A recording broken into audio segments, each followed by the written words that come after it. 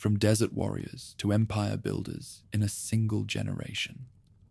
When Muhammad's death in 632 CE left Arabia united under Islam, few expected these desert tribes would topple two ancient superpowers, experience the stunning campaigns that shattered Persian armies at Qadisiyyah, captured Ctesiphon's magnificent palace, and pursued the last Sasanian king to his lonely death.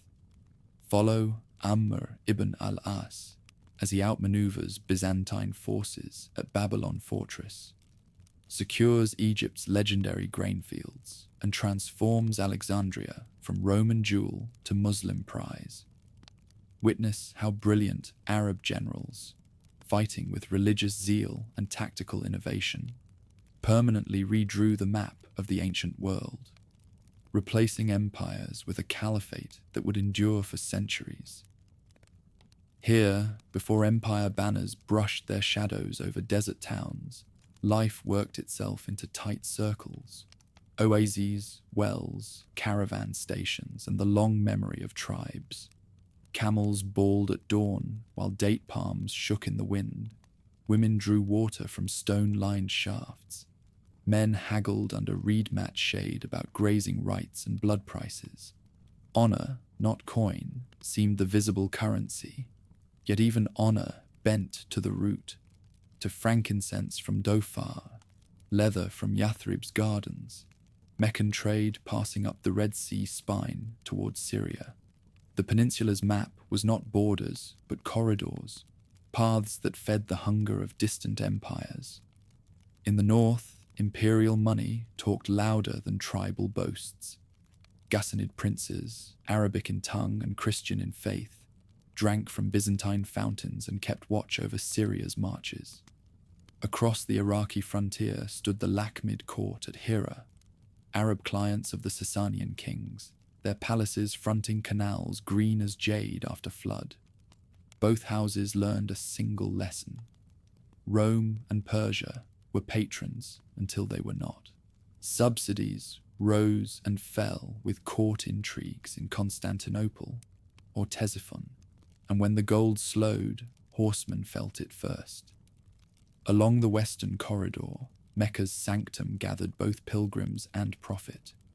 Traders tallied Yemeni aromatics, Ethiopian cloth, and Persian metalwork, then sent caravans north under the truce that sanctuaries demanded. Yet beneath every ledger lay scarcity. The land itself was a hard master. Pasture shrank with a single rainless season, and a summer locust swarm could unmake a year's plans. If wealth lay anywhere in superabundance, it lay outside, in Byzantine storehouses and Sasanian treasuries, in granaries, mint-fresh coin, and the customs posts that taxed other people's surplus. Rivalries turned perpetual because memory did. A feud might begin with a sheep and end, 2 winters later, with a ravaged camp. Poetry kept score. A victorious raid meant reciting lineage to the beat of hooves and the cut of blades. Who struck first, who stood fast, whose spear broke. Still, the tribes were not chaos. They were federations knotted by oath and necessity, dissolving and reforming as conditions shifted. When one confederation weakened, another rose, and always the caravans searched for escorts who would sell safety by the mile. Then the world beyond cracked. The long war between Byzantium and the Sasanians, from 602 to 628 AD, drained 2 giants at once. Cities burned on both sides. Bishops fled with relics. Persian banners passed before the gates of Constantinople, and then ebbed. What remained after the treaties were signed were armies thinned, treasuries light, frontier garrisons behind on pay, and client kingdoms unsettled by years of emergency. The shock reached even the tents pitched far from city walls. A tired empire hires less, punishes slower, and yields ground step by step without noticing. In this age of strain, a voice began to gather people, rather than merely praise ancestors. The messenger preached in Mecca and was answered with mockery, then boycotts, then plots in dark rooms. When he and his followers migrated to Yathrib, the city took a new name from his presence, Medina, and a new alignment from his law.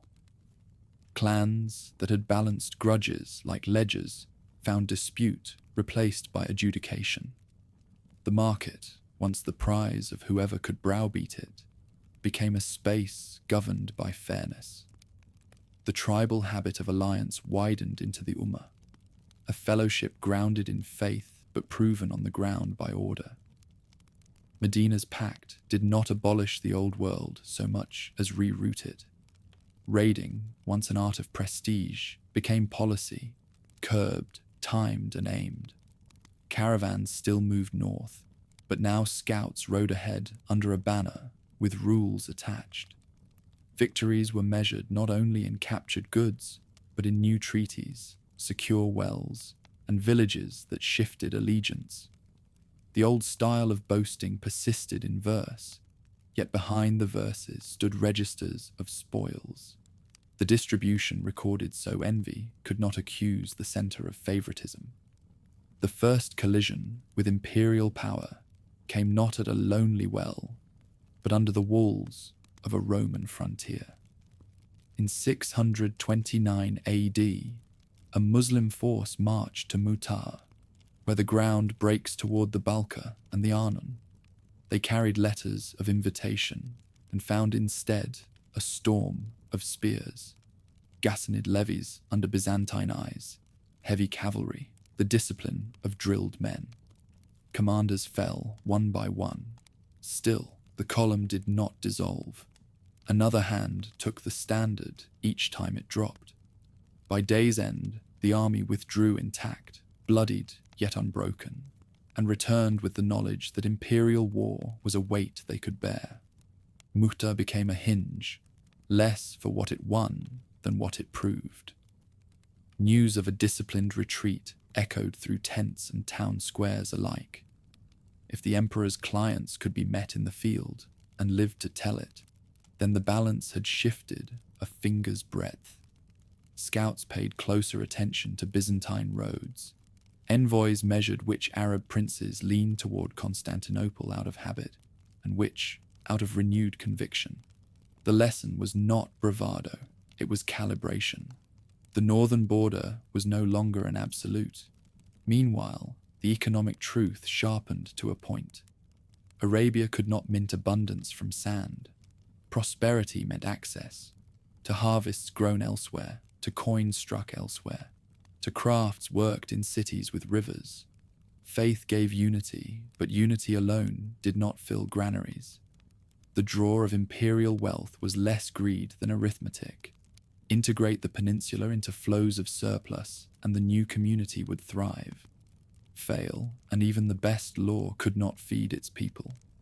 Campaigns had ethics, yes, but they also had ledgers, the calculus of fodder, pay, shipment, and tax. That logic also explained the attention paid to client kingdoms. The Ghassanids, pious and polished, knew court ritual and frontier skirmish with equal fluency. Their loyalty was a bridge Rome could walk or stumble on. The Lakhmids, once guardians of the road from Ctesiphon to the desert, had learned how to make Persian favor into local power. Between these houses lay towns that bought peace with gifts and bought time with silence. Each envoy sent from Medina tested not only hearts, but budgets. Who could afford to switch patrons? Who would risk arrears with Constantinople or Ctesiphon for the promise of a nearer sovereign? Raids that followed were not blind lunges. Columns aimed at caravans tied to specific magnates. Pressure applied where tribute could be leveraged into recognition. A surrender at a market town meant not mere plunder, but a tax roll. A negotiated truce at an oasis meant water rights secured for future marches. Even setbacks taught. When a patrol misjudged a tribal feud and stumbled into a sandstorm of resentments, the council returned to the map and amended the route for next season. administration grew as quickly as courage. By the time the messenger's final pilgrimage filled the valley with white-clad crowds, Arabia had begun to feel the pull of an outward horizon. Unity had ended the Whit-Monday custom of measuring strength by cousins' blood. Now strength would be measured by how far the banner could travel without breaking supply. How many towns would open their gates at the sound of a call to treaty, rather than a clash at dawn? Beyond Tabuk, beyond Dumat al-Jandal, lay roads patrolled by men who owed their wages to emperors exhausted by decades of war. So the stage stood set, a hardened community whose law tamed vendetta, a leadership that thought like administrators as well as captains, a peninsula still poor in rainfall but newly rich in cohesion.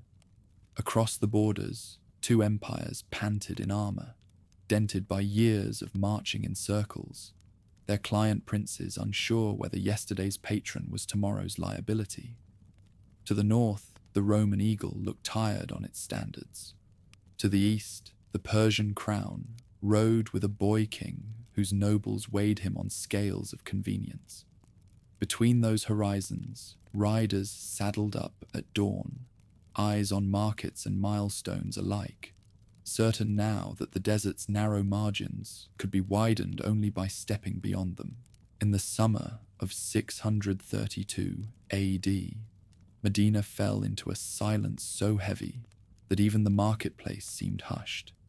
The messenger had died, and with him many feared the fragile unity that bound Arabia together. Men who had walked behind him at battles and treaties now staggered beneath the news, some refusing to believe it at all. Umar ibn al-Khattab, fierce of will, threatened any who dared claim the Prophet was gone. Yet Abu Bakr, calm even in grief, recited the words that steadied hearts. Muhammad was mortal, but the faith he preached was eternal. That moment, spoken on a porch in Medina, preserved the cohesion of a community that teetered on collapse. Still, grief alone did not resolve the storm. Questions of authority pressed in like desert winds. Who would lead the believers now that no prophet remained? In the hall of Saqifa, tempers flared. The Ansar, Medina's native supporters, argued that leadership should pass to them, guardians of the Prophet's new city. The emigrants from Mecca, proud of their sacrifices and ties to Muhammad, countered with their own claim. Swords did not leave their scabbards, but voices rang sharp until Abu Bakr urged them toward unity. He nominated Umar and Abu Ubaidah, men of proven loyalty, but both declined and swore allegiance to him instead. One by one, hands clasped, and the first caliph was chosen. The succession was not without dissent, yet in that fragile consensus lay the survival of the new state. Beyond Medina's walls, however, loyalty thinned. Many tribes had seen Islam less as faith than as treaty, bound to Muhammad's person rather than to the community he built.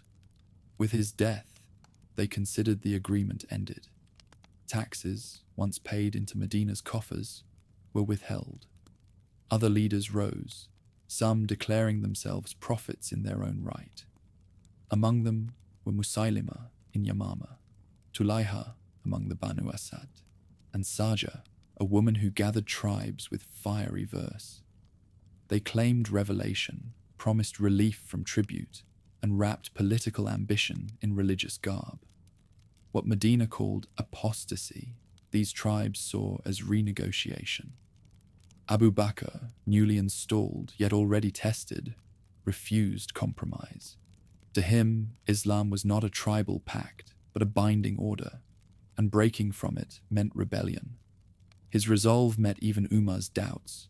The stern companion urged leniency, but the caliph replied with unshakable clarity, "By God, if they withhold even a rope they once gave in charity, I will fight them for it."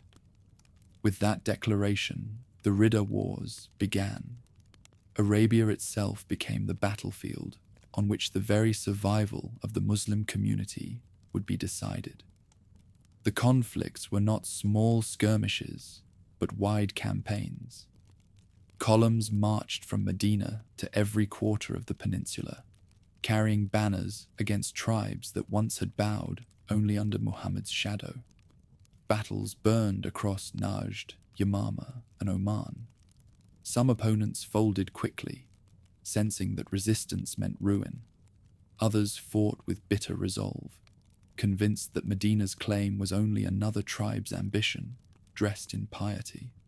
For months, flames of revolt licked at every border of the Caliphate. Among the fiercest challengers stood Musaylima, remembered in later chronicles as the Liar. His base at Yamama swelled with followers, and his forces outnumbered Medina's army several times over. When Khalid ibn al-Walid led the Muslims against him, the struggle became one of the bloodiest encounters Arabia had ever seen. The Battle of Yamama was a grinder where men pressed so close that swords could hardly swing. Palm groves and walled gardens became killing grounds, and the air filled with cries of faith and defiance. Khalid's command, fierce and unyielding, pushed his fighters forward again and again until Musaylima's men broke. The false prophet fell within the garden walls, struck down by spears, and with his death, the backbone of Yamama's revolt snapped. Yet victory came at terrible cost. Hundreds of those who had memorized the Quran perished in the fighting, their voices silenced forever. It was a loss that shook the community as deeply as the prophet's passing. From that grief rose a crucial decision. Umar urged Abu Bakr to commission a compilation of the Quran, fearing that the deaths of so many reciters might scatter the revelation to memory alone. At first hesitant, believing it unprecedented, the Caliph agreed. Zayd ibn Thabit, who had served as Muhammad's scribe, undertook the painstaking task. From scraps of parchment, bone, and the memories of surviving reciters, he gathered the verses into a single written collection. The calamity of Yamama, intended by rebels to break Medina's authority, instead pushed the believers toward preserving their scripture in permanence. Meanwhile, other campaigns ground on. Tulayha fled after defeat, his prophecy abandoned. Saja's movement dissolved when her allies wavered. In Oman and Yemen, commanders restored allegiance through force mixed with negotiation. Some tribes resisted until the last well was taken, while others saw in Medina's relentlessness a cause not worth dying for. By 633 AD, the fires of revolt dimmed, and the peninsula once more acknowledged a single authority. The Riddah Wars had ended, but not without reshaping the faith itself. The aftermath left a sobering lesson. Arabia's tribes had tested whether Islam would fracture without Muhammad's presence, and the test had failed. Medina stood firmer than before, its authority no longer that of a charismatic prophet alone, but of an organized state led by a caliph and bound by law. The Muslim community had proven it could enforce unity even against its own kin, and in doing so, it discovered its strength extended far beyond the prophet's lifetime. For Abu Bakr, the victory was both vindication and preparation. With Arabia pacified, he turned his gaze outward. The rebellion had sharpened swords and hardened resolve, forging commanders who had learned to fight against overwhelming odds. Khalid ibn al-Walid, bloodied but unbroken at Yamama, stood ready for campaigns beyond the desert. The treasury, replenished by renewed tribute, could now supply armies that looked toward the empires looming on the horizon. Thus, the wars of apostasy, though born in mourning and crisis, laid the foundation for expansion. What began as a struggle for survival ended as the proving ground of a new order, an order ready to step across borders into lands whose rulers, weakened by decades of exhaustion, would soon feel the thunder of Arabian cavalry. Arabia had been gathered not only in belief but in obedience, and from that union would spring conquests that reached far beyond the Red Sea and the Euphrates. The prophet was gone, but his community endured. From Medina's pulse of faith and discipline, a storm gathered, no longer inward-facing, but poised to move outward. The Riddah Wars were the fire that tempered steel, and the blades thus forged would soon strike at empires that had long imagined Arabia a barren frontier rather than a rising heart of power. With Arabia subdued and Medina's authority unchallenged, the desert's riders turned their eyes beyond the peninsula. The empires that had once loomed as distant giants now looked worn and vulnerable. Byzantium and Persia had bled themselves white in decades of war, and though both still carried the trappings of power, their frontier garrisons showed the strain. Soldiers muttered about unpaid wages, nobles schemed in palaces, and client kingdoms wondered whether the great patrons had strength left to spare. Into this uncertainty, the first Muslim raids rode forth. Khalid ibn al-Walid, already celebrated for his victories in the Riddah Wars, became the spearhead. Known for his audacity and speed, he was the kind of commander who turned scant resources into victories through sheer will and maneuver.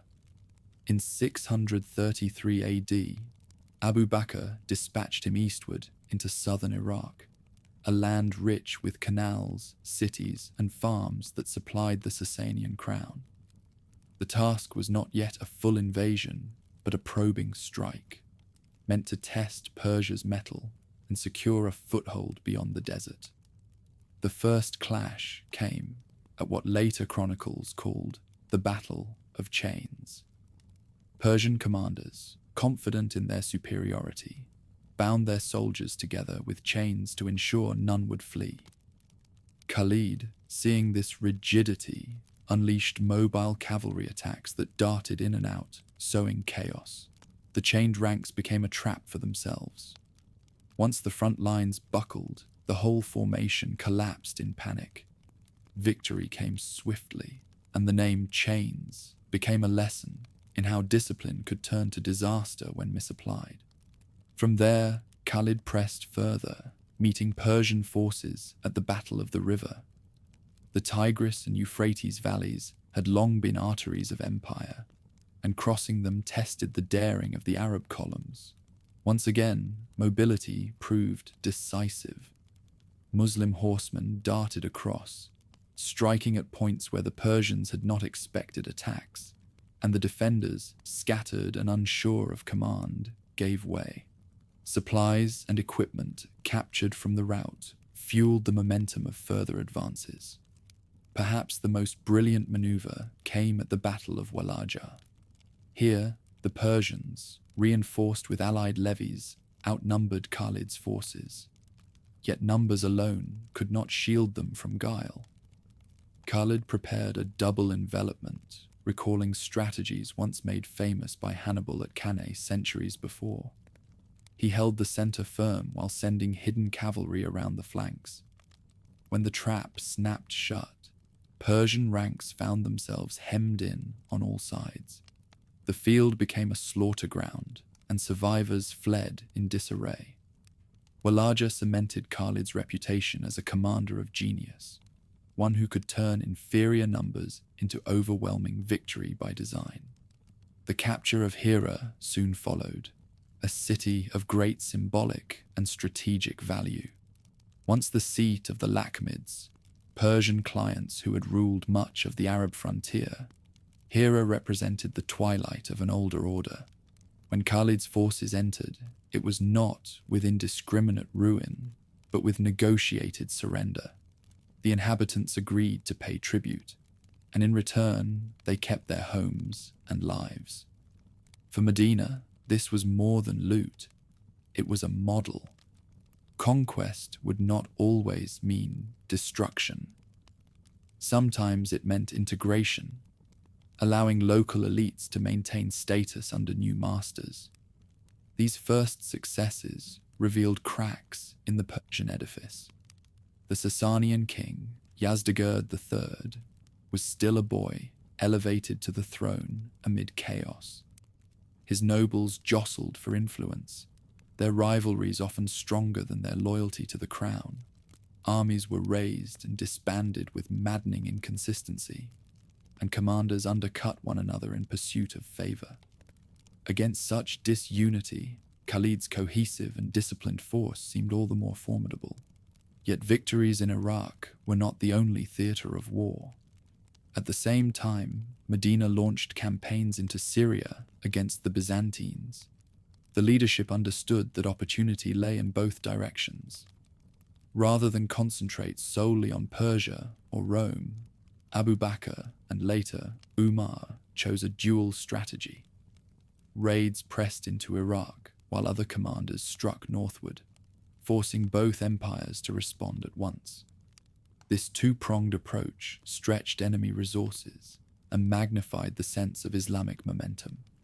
For the soldiers themselves, the campaigns carried more than politics.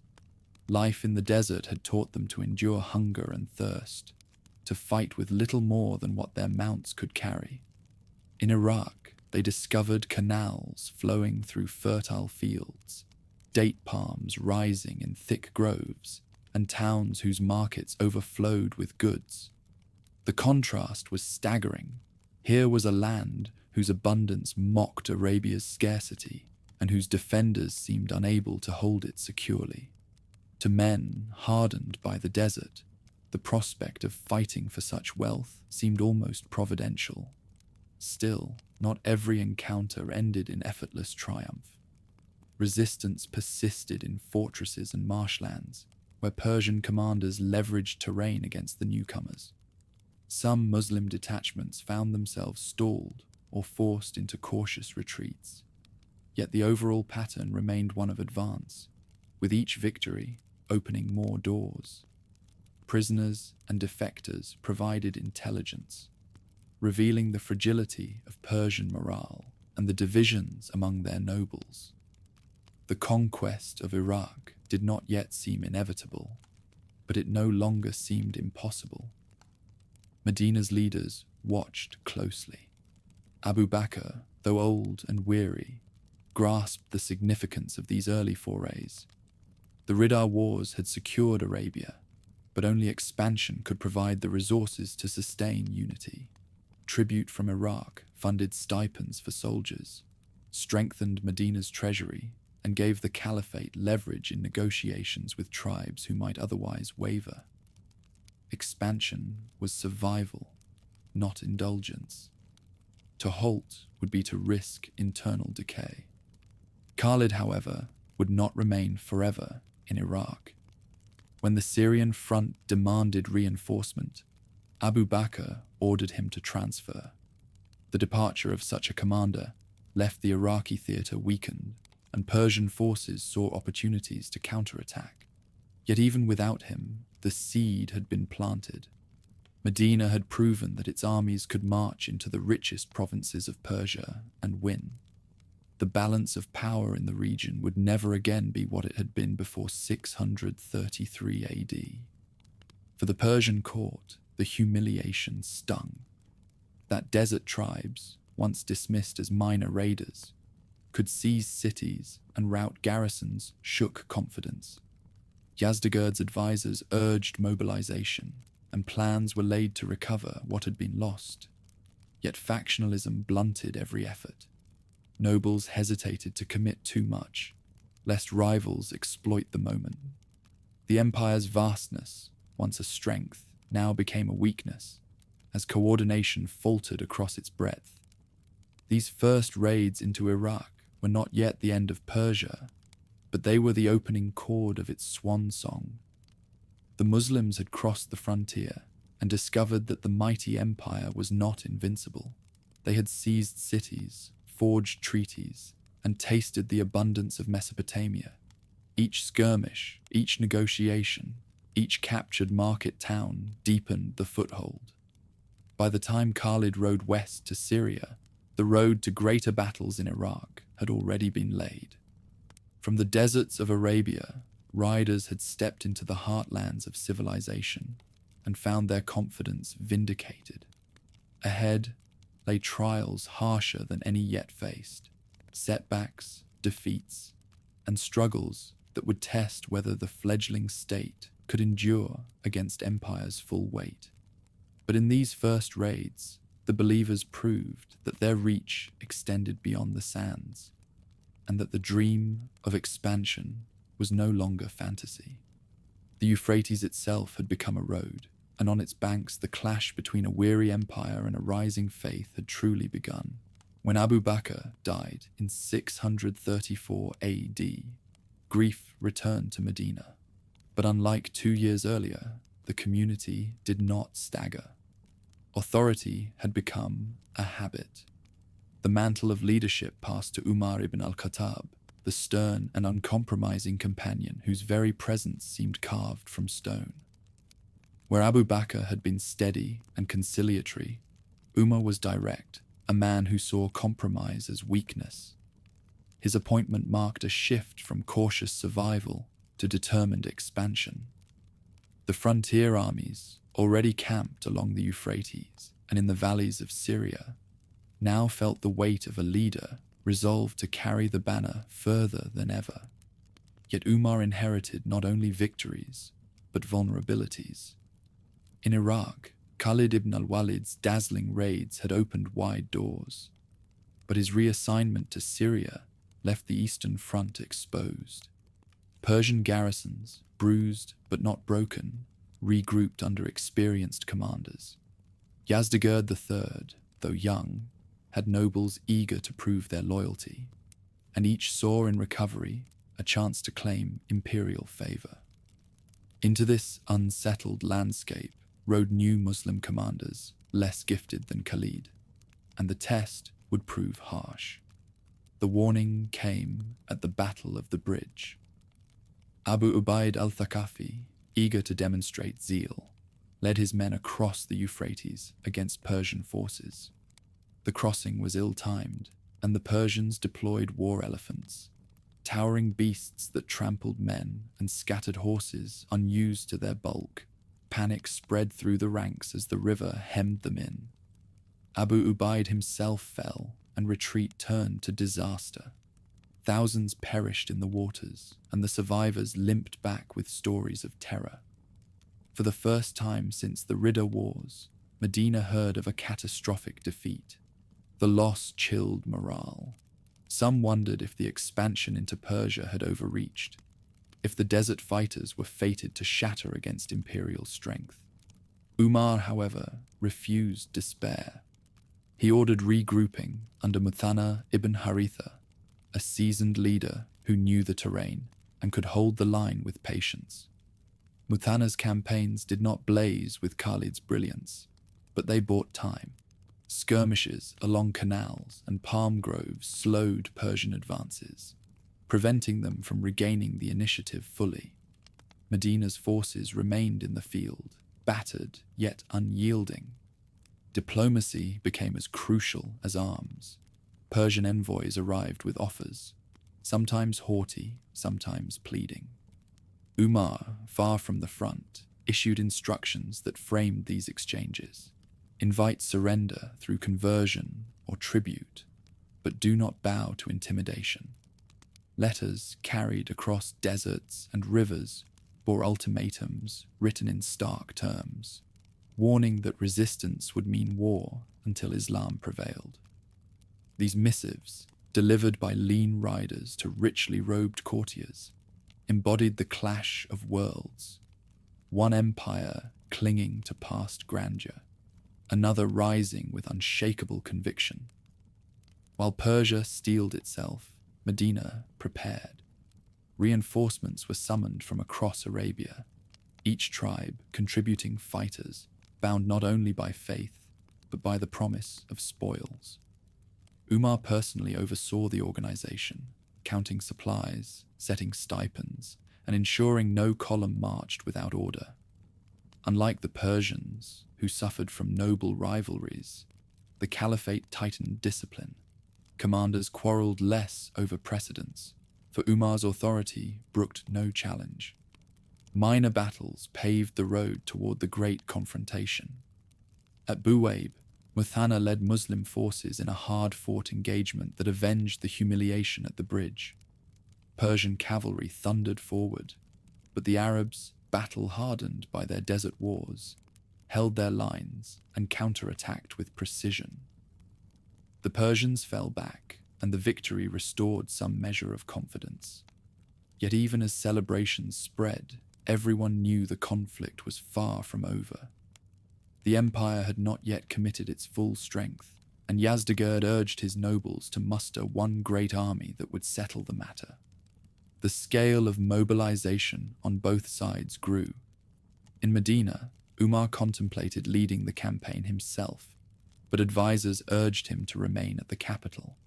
A caliph's death in battle might undo everything, they warned. Reluctantly, he agreed, entrusting command to Sa'd ibn Abi Waqqas, a veteran of the Prophet's campaigns. Sa'd was steady, devout, and respected, though plagued by illness during the campaign. Still, his appointment symbolized the seriousness of the coming fight. Meanwhile, Yazdegerd placed his hopes in Rustam, the experienced commander whose authority extended across the empire's heartlands. Rustam, shrewd and pragmatic, gathered levies from nobles who begrudged one another but recognized the peril. War elephants marched once more, along with heavy cavalry and foot soldiers trained in imperial drill. The Persians aimed not merely to repel invaders, but to crush them utterly, restoring the prestige that recent defeats had corroded.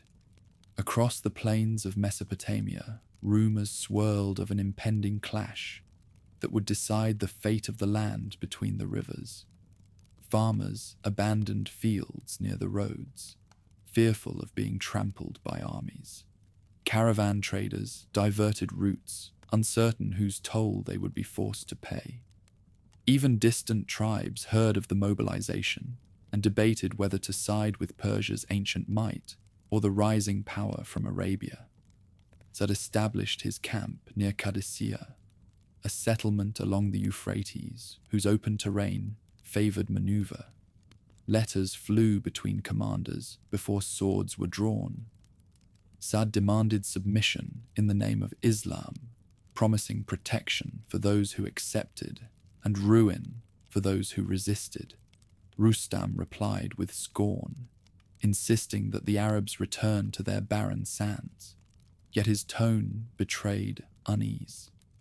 The invaders had already taken cities, once thought secure, and their persistence unsettled even veteran officers. The stage was thus set. Both sides had endured victories and defeats. Both had mustered strength for a decisive encounter, and both understood that the coming clash would echo far beyond the field itself. For the Muslims, it was the chance to prove that their faith could withstand empire's full fury. For the Persians, it was the last opportunity to halt a tide before it rose too high. Along the banks of canals, soldiers sharpened swords and checked armor. War elephants were fed and adorned with trappings, while Arab cavalry polished their lances. Sa'd, confined to his tent by illness, prayed and sent orders by messenger. Rustam reviewed his ranks, his face set in grim determination. Between them stretched the fields of Qadisiyyah, soon to resound with the clang of steel and the cries of men. The road that began with Khalid's daring raids, that stumbled at the bridge and steadied at Buwaib, now narrowed to a single battlefield. Qadisiyyah was no longer a mere frontier town. It was the threshold between two worlds. Beyond it lay the Persian capital and the possibility of empire's fall.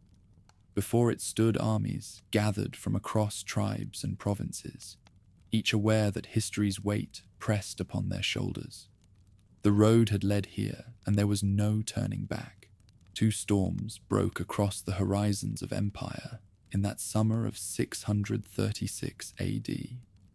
In the west, at Yarmouk, Byzantine forces reeled beneath the charge of Muslim cavalry, their banners trampled into the dust of Syria. In the east, near the settlement of Al-Qadisiyyah along the Euphrates, Persian and Arab armies faced one another in a confrontation no less fateful. Here the Sasanian Empire, ancient guardian of Mesopotamia, prepared to crush the desert riders once and for all.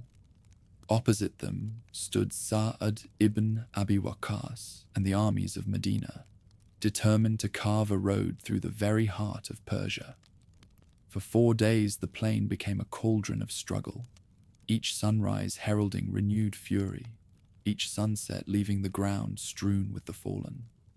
Sa'ad himself was stricken with illness, confined to a raised platform within his camp. Unable to mount his horse, he directed the battle through messengers, dictating orders with a will that refused to bend. From his vantage point, he could see the dust rising from Persian elephants, hear the clang of steel, and watch as couriers raced back with tidings of advance or retreat. It was not the role of a warrior charging in person, but his presence steadied the men who looked to him for resolve. Rustam, the Persian commander, arrived with an army said to number in the tens of thousands, assembled from across the empire's provinces. Heavy cavalry gleamed in mail, infantry carried tall shields and spears, and war elephants towered above the ranks, their tusks capped with steel. The Sasanian host embodied centuries of imperial tradition, the weight of which pressed down on every soldier in Rustam's line. He understood the stakes. Failure here would unfasten Persia's grip on its richest lands. The battle opened with cavalry charges and skirmishes that soon escalated into full engagement. On the first day, Persian elephants surged forward, their bulk scattering the Arab horses unused to such beasts. Panic threatened to unravel the Muslim ranks as animals bolted, trampling their own riders. Yet discipline, hardened by years of struggle, restored order. Archers aimed at the elephants' eyes, while nimble fighters hacked at their legs with axes and swords. The beasts shrieked and turned, sowing chaos among the very lines they were meant to shield. Night fell with neither side victorious, and the field echoed with groans of the wounded. Fires flickered as men bound wounds, recited prayers, or whispered to comrades of home. This grim vigil gave the clash its name, the Night of Clangor. The sound of clashing steel and desperate cries lingered long after fighting ceased, imprinting itself on every survivor's memory. At dawn, the struggle renewed. The second day saw brutal melees, columns colliding in clouds of dust. Persians pressed with stubborn determination, their elephants again at the fore, while Arabs countered with swarming assaults that harried the flanks. Each charge seemed on the verge of breaking the other, yet each time the lines reformed, neither willing to yield. Sa'ad's messengers galloped ceaselessly, carrying commands that adjusted formations, recalled cavalry, or urged new thrusts. From his platform he prayed between dispatches, entrusting the outcome to God while refusing despair. By the third day, exhaustion weighed heavily. Armor was dented, swords nicked, and men fought on legs that trembled with fatigue. Supplies of water and food thinned, and both sides knew the climax approached. It was then that fortune, or providence, intervened. A sandstorm swept across the field, its winds whipping dust into Persian faces. Arab fighters, accustomed to desert tempests, seized the moment. Their cavalry surged under the veil of dust, lances striking home before the blinded Persians could react. Rustam's formations, once orderly, staggered into confusion. Amid the storm's fury, the tide turned. The elephants, terrified by the shifting winds and the assaults on their riders, rampaged through Persian ranks. Commanders shouted to restore discipline, but chaos spread faster than orders. The Arabs pressed forward, sensing weakness at last. Cavalry crashed into the disordered infantry, breaking them apart in savage thrusts. The climax came with Rustam's death. Accounts differ on how it happened. Some say he was struck down in the tumult, others that he drowned in a canal while seeking escape, but all agree that his fall shattered Persian resolve. Without their general, coordination dissolved. What began as retreat soon became rout. Soldiers threw down arms, abandoning the field to the advancing Muslims. The fourth morning dawned on silence broken only by the moans of the dying. Persian banners lay in the dust, trampled by hooves and feet. The battlefield stretched wide with corpses, armor, and shattered weapons. Victory belonged to Sa'd and his men, though it had been purchased dearly. Thousands lay dead on both sides, and the survivors bore wounds that would scar them for life. Yet the sense of triumph was undeniable. For the Muslims, Qadisiyyah meant more than conquest. It marked the moment when the desert's warriors defeated one of the world's great empires in a pitched battle, not merely by raid or ambush, but by standing toe to toe. The symbolism of elephants falling, of Rustam slain, of imperial banners captured, electrified the Caliphate. Umar in Medina received the news with humility and awe, ordering thanks to be given, but also restraint in boasting. The victory, he declared, belonged not to men, but to God's will. For the Persians, Qadisiyyah was catastrophe. Their great field army lay destroyed, their foremost general dead, and the road to Ctesiphon lay open. Yazdegerd, young and untested, saw the empire's defenses crumble before his eyes. Nobles who had squabbled over precedence now faced the reality that imperial survival itself was in jeopardy. Morale, already shaken by years of exhaustion, collapsed in the wake of defeat. The stories of Qadisiyyah spread far beyond the battlefield.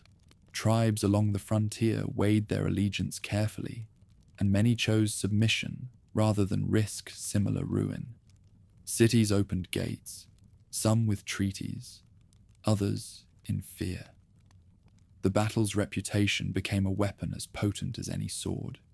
Still, for those who had fought through the 4 days, memories were etched in pain as well as pride.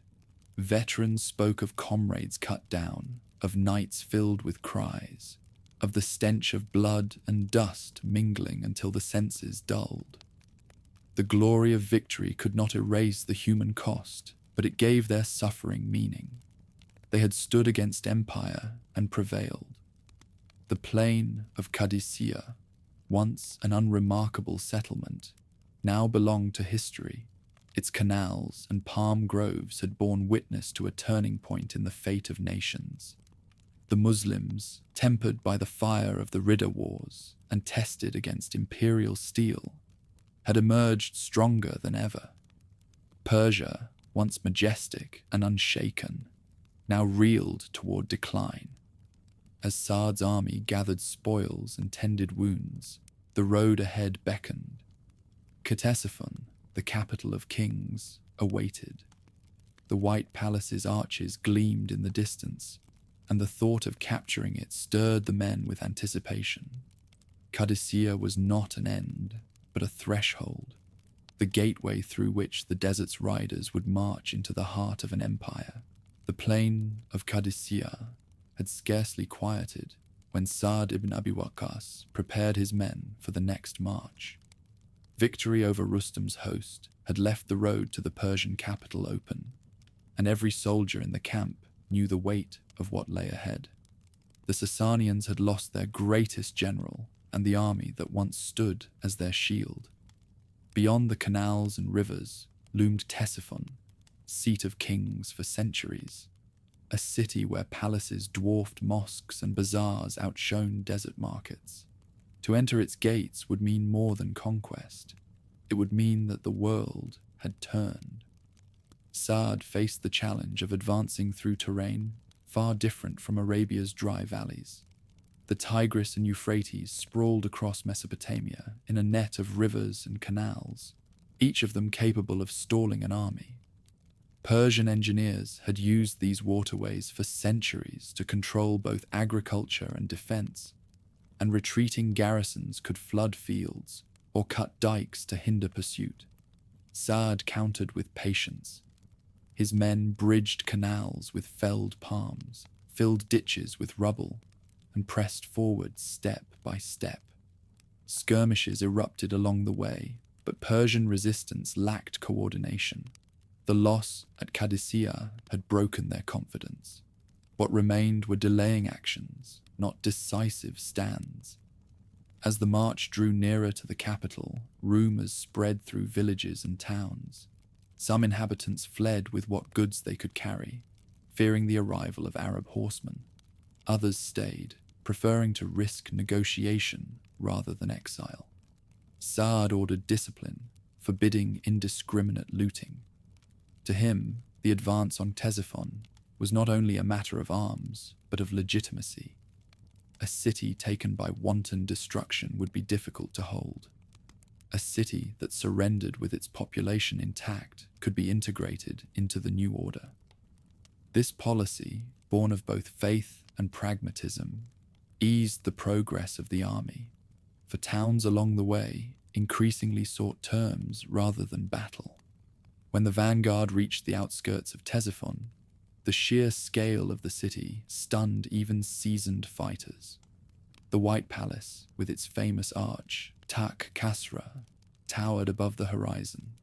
Its vast vault seemed to embody the grandeur of empire, a stone banner declaring the Sasanian claim to eternity. Surrounding it stretched gardens, markets, and the quarters of countless inhabitants, a metropolis whose population dwarfed any Arabian town. For men who had grown up in desert oases, the capital appeared almost unreal, a monument to a civilization that had once seemed untouchable. Inside the walls, panic reigned. Yazdegerd III, barely more than a boy, could not command the loyalty of nobles whose faith in the dynasty faltered with each defeat. Courtiers debated whether to resist or to flee, their voices rising in acrimony rather than unity. In the end, the king abandoned the city, retreating eastward with what treasures he could carry. His flight symbolized the collapse of centralized resistance. Without the monarch at its heart, the empire's capital was little more than walls waiting to be breached. The siege unfolded with steady pressure rather than spectacular assault. Sa'd's forces encircled the approaches, cutting off supplies and ensuring that no relief could reach the defenders. Archers harassed the walls, while engineers probed for weaknesses. Negotiations flared and faded, with Persian officials stalling for time, hoping their absent king might rally aid. None came. As weeks passed, the will to resist drained away. Hunger and uncertainty sapped morale, and eventually the gates opened.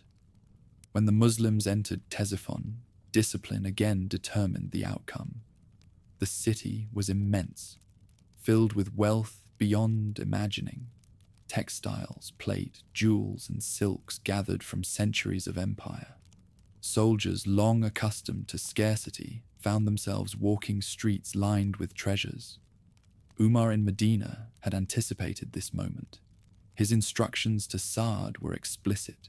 Spoils must be collected, registered, and divided with justice. No soldier, however zealous, was permitted to plunder at will. Instead, the wealth of Persia was carefully inventoried, with a fifth sent to Medina as the share of the state, and the rest divided among the troops. The most symbolic moment came when Sa'd entered the White Palace itself. The Tak Kasra loomed above, its arch spanning wider than anything in Arabia. Within, mosaics glittered, and marble columns rose like forests of stone. Sa'd, mindful of Umar's orders, is said to have prayed there, declaring gratitude not for worldly gain, but for divine favor. That prayer performed in the hall of Persian kings, was a declaration that rule had passed from the crowns of empire to the Caliphate. The moment resonated across generations as the turning point when the desert's faith stepped into the grandeur of civilization and claimed it as its own. For the Persians, the loss of Ctesiphon was more than military defeat. It was humiliation. The city had been a symbol of royal authority since the days when Rome itself still trembled at Parthian cavalry. Its fall stripped the dynasty of legitimacy, leaving Yazdegerd wandering from province to province in search of loyal support. Nobles hesitated to rally to him, fearing that his cause was already doomed. Some sought terms with the new rulers, while others clung to hope of recovery, but unity was gone. The redistribution of spoils from Ctesiphon carried consequences far beyond the battlefield. Soldiers who had joined the campaigns with little more than a camel and a sword suddenly found themselves in possession of wealth unimaginable in Arabia. Horses, armor, gold, and silks became common in the garrison camps. Umar, wary of the corrupting power of sudden riches, insisted that discipline be preserved. He established clear stipends and ranks, ensuring that wealth did not fracture the unity so dearly won. In his stern oversight lay the recognition that conquest was only half the struggle.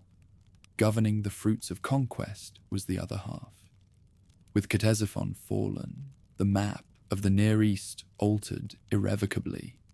The Sasanian Empire, though not yet extinguished, had lost its capital and its central treasury. Yazdegerd's flight eastward left him dependent on regional governors whose loyalty wavered. The Caliphate, by contrast, gained not only treasure but also momentum. Armies that had once wondered whether they could endure now carried the confidence of victors who had walked the halls of kings. The transition from battle to administration began swiftly. Sa'd established camps outside the city rather than dispersing soldiers among the inhabitants. The foundation of Kufa as a garrison town ensured that the conquerors remained distinct from the population they ruled.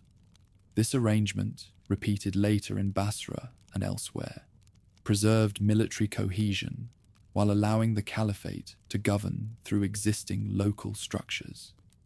Bureaucrats who had once served Persian kings now submitted to new masters, collecting taxes not for Yazdegerd but for Medina.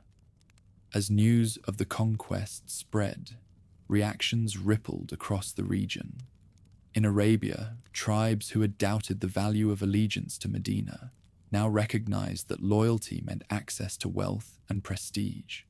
In distant provinces of Persia, nobles reconsidered their loyalties, weighing whether a wandering king could offer more than the disciplined armies of the Caliphate. In Byzantium, the fall of Ctesiphon was noted with alarm, for it signaled that the Arabs were no mere raiders, but an emerging power capable of dismantling ancient thrones. For the soldiers who marched through the White Palace, however, the experience was personal as much as political. Men who had once lived by herding and raiding now walked streets where spices perfumed the air and mosaics shone beneath their feet. The contrast between their desert homes and the imperial capital etched itself into memory. They had not only survived, they had overturned a world. Even so, triumph did not breed complacency. Sa'd and his men knew that Persia still breathed. Yazdegerd had not surrendered, and armies could still be raised in the empire's vast eastern provinces. The fall of Ctesiphon was decisive, but not final. It marked the passing of one age and the uncertain dawn of another. The Caliphate held the capital, but the struggle for the empire's heartland was only beginning. The conquest of Ctesiphon might have seemed the end of Persia's story, but empires do not collapse in a single blow. Yazdegerd III, though stripped of his capital, still wore the crown, and across the Iranian plateau, nobles rallied to his cause. Pride as much as necessity drove them. The ancient Sasanian dynasty could not abandon its lands without one final struggle. Rumors of mustering armies reached Medina, and Umar ibn al-Khattab knew that the next confrontation would decide whether Persia remained a fractured but dangerous neighbor or fell forever into the hands of the Caliphate. The Persians gathered at Nahavand, a stronghold nestled among hills and valleys in western Iran. Geography favored defense, and the nobles intended to use it. Yazdegerd himself was absent, retreating further east, but he entrusted his generals with assembling what sources later called the last truly coordinated Persian field army. Veterans from past campaigns stood shoulder to shoulder, with conscripts called up from villages, and war elephants again accompanied the ranks. The sheer size of the host rekindled hope that empire's fortunes might yet be revived. Umar responded with care. He refused to underestimate an opponent who had centuries of experience in war. The Caliph ordered reinforcements from Arabia and Syria to march east, assembling a coalition of contingents under the command of Nu'man ibn Mukrin, a leader respected for his courage and humility. Unlike Khalid, whose brilliance lay in audacious maneuvers, Nu'man embodied steadiness, inspiring men through example rather than flair. His task was clear: confront the Persians at Nahavand and break their last strength. The march toward Nahavand revealed the magnitude of the challenge. The Persian army entrenched itself behind fortifications, daring the Muslims to assault. Days passed in stalemate, with skirmishes and probing attacks yielding little.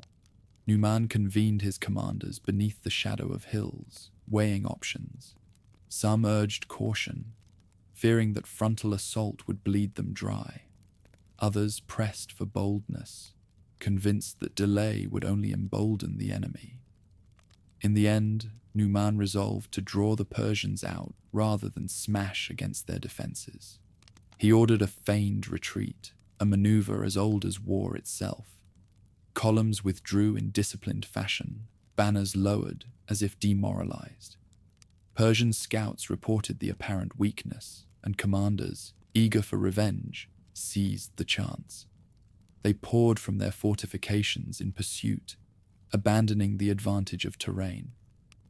Once they stretched onto open ground, the trap snapped shut.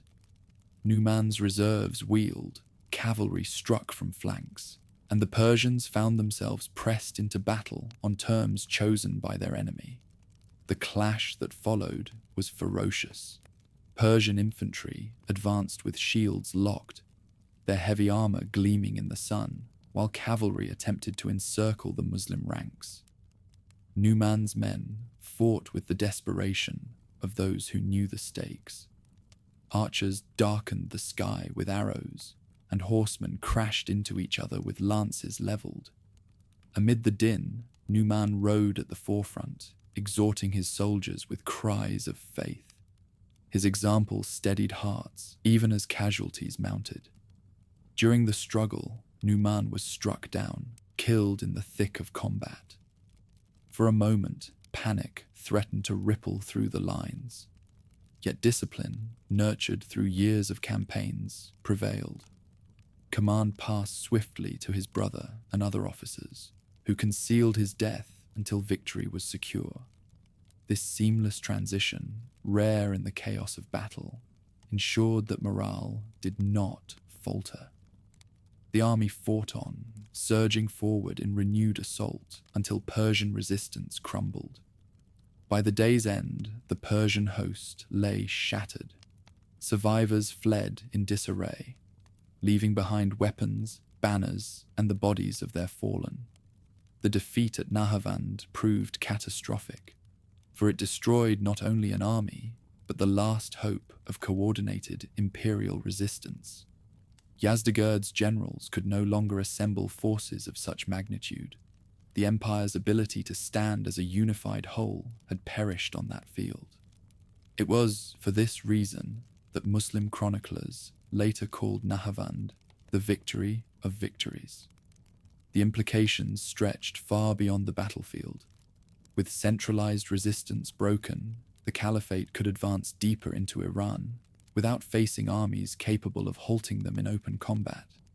Cities and provinces, once bound by loyalty to a king at Ctesiphon, now weighed their options individually.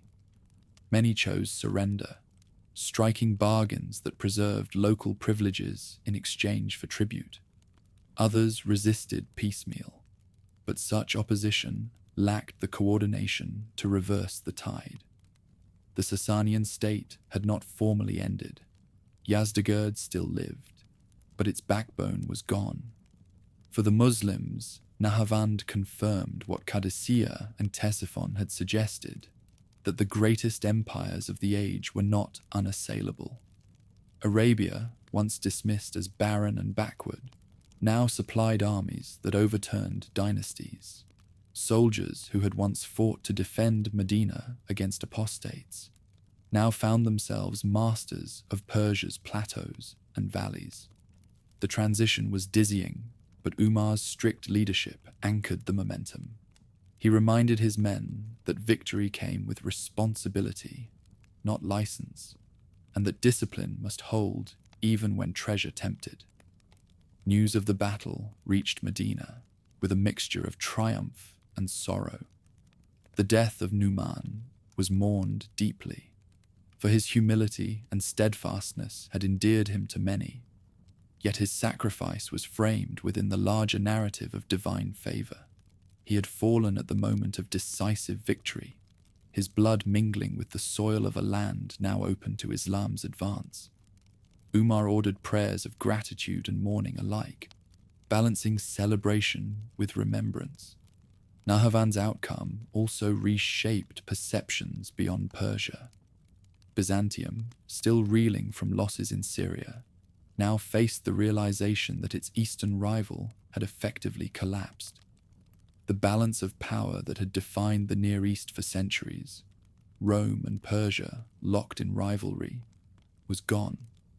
In its place stood a new force, rising from Arabia, that had humbled both empires in less than a decade. The political map of the region was redrawn, and no power could ignore it. For Yazdegerd, the defeat marked the beginning of an endless flight. From province to province, he traveled, appealing to governors and nobles for support. Some offered temporary aid, others turned him away, unwilling to risk destruction by associating with a doomed cause. His crown remained, but his authority had evaporated. Without armies to enforce his will, he became a wandering monarch, more symbol than sovereign. In the years that followed, the Caliphate expanded steadily into the Iranian plateau, occupying cities and forging treaties. Resistance persisted in mountains and borderlands, but no Persian host would again assemble to challenge them in a pitched battle. Nahavand had ended that possibility forever. The campaign was not merely another victory, it was the fulcrum upon which Persia's fate turned. The memory of that day lingered among veterans long after. They spoke of Numan's calm before the charge, of the dust that cloaked the plain, of the moment when Persian ranks broke and the tide turned irreversible. Each recollection wove into a larger tapestry, the sense that they had lived through the collapse of an age and the birth of another. Nahavand was not simply a battle. It was the door through which Arabia stepped into empire. Morning sunlight spilled across the river plains as columns of horsemen moved westward. Dust rose from their hooves, trailing behind like banners of earth. Persia had lost at Nahavand, yet the empire's heart still beat in its southern provinces. Fars, cradle of the Sasanian dynasty, and Khuzestan, land of canals and fertile fields, remained strongholds. For the Rashidun Caliphate, securing these territories meant more than plunder. It meant dismantling the very foundation of Persian power. The region of Khuzestan, watered by the Karun River, formed a gateway to Persia's interior. Cities flourished among date palms, canals carried trade and grain, and fortresses guarded routes toward the plateau. One figure came to symbolize local resistance: Hormuzan, a Sasanian noble and governor of Shushtar. Clever and ambitious, he rallied forces even after the empire's backbone snapped at Nahavand. Where other governors bent or fled, Hormuzan prepared to fight, confident that Khuzestan's strongholds could withstand prolonged sieges. Abu Musa al-Ash'ari, commanding the Muslim advance, understood the difficulty. Unlike the open plains of Mesopotamia, Khuzestan's landscape favored defenders. Armies had to navigate swamps, rivers, and fortifications built to resist both nomads and imperial rivals. Campaigning here required patience, for speed and maneuver could not alone secure victory. Abu Musa tightened supply lines, built temporary bridges, and pushed steadily forward. Skirmishes flared along canals, but discipline and persistence ensured progress. The siege of Shushtar became the defining episode of this campaign. Its walls, strengthened by centuries of imperial investment, loomed over surrounding fields. Watercourses complicated approach, forcing attackers to build rafts and ford channels under fire. Hormuzan exhorted his defenders with promises of imperial revival, reminding them that Persia's fate rested upon their endurance. For weeks, the city resisted. Archers rained arrows on besiegers, while counterattacks sallied from hidden gates. The struggle resembled a test of wills as much as of arms. Gradually, however, cracks appeared. Supplies dwindled within the walls, and morale sagged. Abu Musa offered terms of safe conduct, assuring survival if the city surrendered. Eventually, Hormuzan yielded. Taken captive, he was sent to Medina, where Umar questioned him personally. Chronicles recall their exchange. Umar, dressed simply, confronting the noble in finery. When asked about the empire's fate, Hormuzan admitted that Persia was finished, though embers of resistance might still flare. His surrender marked the end of Khuzestan as a bastion of defiance. With Khuzestan subdued, attention shifted eastward to Fars. This was not merely another province. It was the heartland of the Sasanians, where dynastic legitimacy drew its strength. Cities such as Yazdegerd, near Persepolis' ruins, bore the weight of ancestral pride. To capture Fars meant striking at the soul of the empire. Local lords, proud of their heritage, resisted fiercely. They fortified hill towns and raised levies, determined to defend ancestral soil. Campaigning in Fars demanded a different rhythm. The plateau's rugged terrain denied swift marches. Mountain passes forced columns into narrow files, where ambushes threatened at every turn. Yet the Rashidun armies adapted.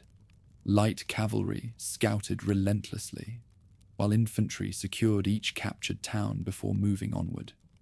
Progress came slower than in Mesopotamia, but each victory tightened the Caliphate's grip. Here, diplomacy intertwined with warfare. Some Persian nobles, weary of endless conflict, sought negotiated settlements. They agreed to pay tribute in exchange for security, retaining local authority under new overlords. This strategy of accommodation allowed the Caliphate to extend influence without exhausting itself in perpetual siege. Treaties preserved Zoroastrian fire temples and offered guarantees for communities, demonstrating that submission did not always mean erasure. Such pragmatism eased transitions, integrating Persia gradually rather than through wholesale destruction. Still, battles could not be avoided. Strongholds like Yazdegerd resisted stubbornly, their defenders invoking the memory of past kings. Assaults turned into brutal contests in narrow streets and atop stone walls. Muslim commanders rotated troops to prevent exhaustion, while engineers undermined defenses. One by one, resistance collapsed. Each victory, though costly, weakened the network of Persian nobility until no province could muster large-scale defiance. The conquest of Fars also carried symbolic weight. Persia's dynasty had risen from this soil centuries earlier, its kings drawing legitimacy from ancestral shrines and palaces. When Rashidun banners flew over its cities, the message was unmistakable. The old world had ended. Yazdegerd might still wander eastern provinces, but his claim had lost the ground that gave it meaning. Economically, these regions enriched the Caliphate beyond measure. Khuzestan's fertile fields supplied grain, while Fars contributed skilled artisans and established trade routes. The incorporation of these provinces shifted the balance of wealth dramatically. Arabia, long a land of scarcity, now commanded resources rivaling those of Byzantium. Stipends for soldiers grew, treasuries filled, and the Caliphate could sustain further campaigns without fear of collapse. Social consequences followed closely. Persian administrators and scribes, skilled in bureaucracy, found places within the new order. Rather than sweeping away all structures, Umar and his governors often co-opted them, ensuring continuity in taxation and record-keeping. The coexistence of Arab garrisons with Persian bureaucrats laid the foundation for long-term integration. Over time, the very language of administration began to shift. But in these early years, continuity was essential to stability. The presence of Zoroastrian communities also shaped the evolving policy of the Caliphate. Fire temples continued their rituals under agreements that required tribute but allowed worship. This tolerance, practical rather than idealistic, reduced the incentive for rebellion. Conversion did not come quickly. Indeed, centuries would pass before Islam became dominant in the Iranian plateau. For now, the arrangement was one of coexistence, sealed by the weight of military supremacy. As news spread that both Khuzestan and Fars had submitted, the Caliphate's prestige soared. The Persian heartland, once source of imperial pride, now lay under Rashidun control. Soldiers who had begun their careers fighting rebellious tribes in Arabia now stood as masters of lands filled with cities, workshops, and treasuries. For them, the transformation was astonishing. From the margins of the world to its center in a single generation. In Medina, Umar received reports with caution. He did not indulge in triumphalism. Instead, he reminded his commanders that victory was both test and burden. Wealth could fracture unity as surely as defeat. Stipends were carefully distributed, spoils accounted for, and garrisons established to maintain discipline. His stern oversight ensured that success did not breed complacency. By the close of these campaigns, Persia was no longer a centralized empire, but a patchwork of provinces under Arab authority. Yazdegerd's flight eastward carried him farther from relevance, his appeals for aid growing increasingly desperate. The Caliphate, meanwhile, consolidated gains, building the framework of governance that would anchor expansion for generations. From the marshes of Khuzestan to the highlands of Fars, banners of Medina now flew where once fire altars and palaces had proclaimed imperial glory. The road from Al-Qadisiyyah to Ctesiphon had been long, but here in the Persian heartland, the journey reached its most decisive moment. With these provinces secured, the Rashidun Caliphate stood not merely as a conqueror, but as the heir to lands that had once ruled the Near East. The desert had yielded its warriors, and they had reshaped the map of the world. The echoes of Conquest rolled eastward, chasing Yazdegerd III across his shrinking realm. Each province lost made the young monarch less a king, and more a fugitive, his crown a burden carried from camp to camp. From Ctesiphon, he had fled to Media, from Media to Isfahan, and now into the vast lands beyond the Iranian plateau. Khorasan, with its broad steppes, mountain fortresses, and ancient cities, became his last hope. If any region could still raise armies for the Sasanian throne, it was here, on the edge of the known world, where Persia brushed against Central Asia. Khorasan was no empty frontier. Its cities, Nishapur, Merv, Herat, and Balkh, had prospered for centuries as way stations on the Silk Road. Caravans passed through with silks, furs, gems, and spices, bringing wealth that nourished both merchants and nobles. The region's strategic depth made it attractive as a refuge. The mountains shielded valleys, and the distance from Arabia promised time to rebuild. Yazdegerd hoped to rally local lords and muster one more army that could drive the invaders back westward. The Caliphate, however, had no intention of allowing such recovery. With Fars and Khuzestan subdued, commanders turned their gaze east.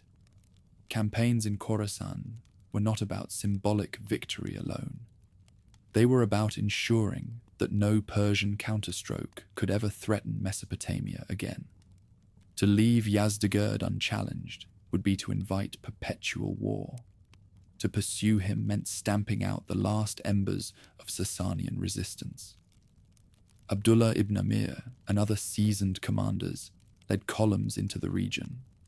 The march east was arduous, crossing deserts, rivers, and mountain passes. Supply lines stretched dangerously long, and coordination among far-flung detachments required discipline. Yet the soldiers had grown accustomed to hardship. Victories in Mesopotamia had given them confidence, and stipends from Persian spoils ensured loyalty. They pressed forward, step by step, into lands that seemed as boundless as the sky above. At the Oxus River, known today as the Amu Darya, one of the defining encounters took place.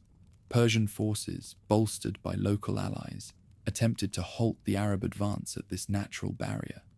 The broad river, swift and cold, seemed a formidable defense, yet Muslim commanders organized daring crossings, using rafts, inflated skins, and sheer determination. Skirmishes raged on the banks as arrows hissed over the water. Eventually, the Arabs secured a bridgehead, forcing the defenders back. The Battle of the Oxus broke the illusion that geography alone could shield Persia's eastern frontier. Merv soon capitulated, a city whose position on the Silk Road made it vital for trade. Its surrender carried immense significance. By opening its gates, Merv acknowledged that resistance was futile, and its example rippled through surrounding regions. Governors and noble families weighed their options carefully. Yazdegerd's appeals for loyalty sounded increasingly hollow compared to the tangible strength of the Rashidun armies. Many chose survival over loyalty to a wandering monarch. The young king's plight grew more desperate with each passing season. He sought support from local magnates, offering promises of restored dignity and imperial favor. Some granted temporary aid, but most hesitated, wary of drawing the wrath of a power that had already toppled Ctesiphon and occupied Fars. Yazdegerd found himself moving constantly, a court in flight, each city less welcoming than the last. His crown glittered, but it commanded no armies. Amid this decline, alliances shifted. Some Persian nobles defected outright, seeking positions under the new rulers. Others negotiated tributary arrangements, paying taxes to Medina while retaining local authority. The Rashidun policy of pragmatic tolerance made such arrangements attractive. Zoroastrian fire temples remained open, and landowners who acknowledged the Caliphate kept their estates. These guarantees encouraged further defections, unraveling the last threads of Sasanian unity. By 651 AD, Yazdegerd's flight brought him near Merv once more. Here, fate overtook him. Accounts vary. Some say he was betrayed by a local miller seeking favor, others that disgruntled nobles abandoned him to his enemies. Whatever the precise detail, the result was the same. The last Sasanian monarch, descendant of kings who had ruled Persia for over 4 centuries, was slain in obscurity. His body lay not in a palace, but in a humble mill. The grandeur of empire ending in dust and silence. The symbolism of his death could not be missed. Without a monarch, no legitimate banner remained around which Persia could rally. Resistance continued in scattered bands and local uprisings, but these were fragments, not armies. The dynasty that had once rivaled Rome was extinguished, and the Caliphate stood unchallenged from the Zagros Mountains to the Oxus. For the Muslims, the conquest of Khorasan marked both culmination and transition. No longer were they merely avengers of wrongs or seekers of tribute. They had become rulers of a vast land, responsible for governing diverse peoples across deserts, rivers, and mountain valleys. Garrison towns were founded in the east, echoing the model of Kufa and Basra, ensuring that Arab armies remained cohesive while local populations continued their lives under new taxation. Administration blended old Persian bureaucrats with Arab oversight, weaving together 2 traditions into a new imperial fabric. Economically, the gains were immense. Control of Khorasan meant control of Silk Road arteries. Trade now flowed under Muslim protection, enriching garrisons and Medina alike. Silver from Central Asia, silk from China, and spices from India crossed territories no longer contested by Persian kings. Soldiers who had once fought for survival now patrolled routes that connected worlds. Culturally, too, horizons expanded. Persian poetry, craftsmanship, and administrative skill impressed the newcomers. Rather than erase, the Caliphate absorbed, laying foundations for the fusion that would later define Islamic civilization. Arabic would eventually replace Pahlavi in administration, but Persian influence endured in art, literature, and statecraft. What began as conquest transformed into exchange. The fall of the Sasanian dynasty also altered the balance of the Near East irreversibly. Byzantium, still struggling after Yarmouk, found itself alone as the last of the old empires. The Caliphate now stretched from the Nile to the Oxus, commanding wealth and manpower that could challenge Constantinople itself. The ancient rivalry that had defined centuries, Rome against Persia, was gone. A new power stood in their place, born of Arabia, yet heir to lands far older. For veterans of the campaigns, the journey east left memories of hardship and awe alike. They spoke of snowy passes unlike anything in Arabia, of endless steppes where horsemen rode as if on oceans of grass, of cities adorned with domes and bazaars overflowing with goods. They had set out as men of the desert and returned as citizens of an empire. And yet, even at its most triumphant, the conquest of Khorasan reminded the Caliphate of its fragility. Armies stretched thin across vast distances, supply lines vulnerable, and local revolts a constant risk. The empire had grown faster than anyone in Medina could have imagined. The challenge now was not to win new battles, but to hold together what had already been gained. The mill at Merv, where Yazdegerd fell, became more than a footnote. It symbolized the passing of an age, the last ember of Sasanian sovereignty extinguished, the crown of Persia toppled not by grand armies, but by the quiet inevitability of abandonment. From that moment, the Caliphate no longer faced a rival on the Iranian plateau. The desert's warriors had crossed rivers, toppled capitals, and chased a king to his lonely death. Their task had ended not with ceremony, but with silence. When the banners of Medina flew over Ctesiphon and Yazdegerd fled eastward, Persia's collapse seemed almost complete. Yet conquest in one direction never meant peace in another. To the west, the Byzantines still held Egypt, Anatolia, and the Mediterranean coast. Though humbled at Yarmouk, their empire remained formidable, its wealth fed by the grain of the Nile, and its fleets still masters of the sea. The Caliphate, stretching now from the Oxus to the Levant, understood that the struggle with Byzantium had only begun. The first act in this rivalry had already unfolded at Yarmouk in 636 AD. There, Khalid ibn al-Walid and his fellow commanders broke the backbone of Byzantine power in Syria.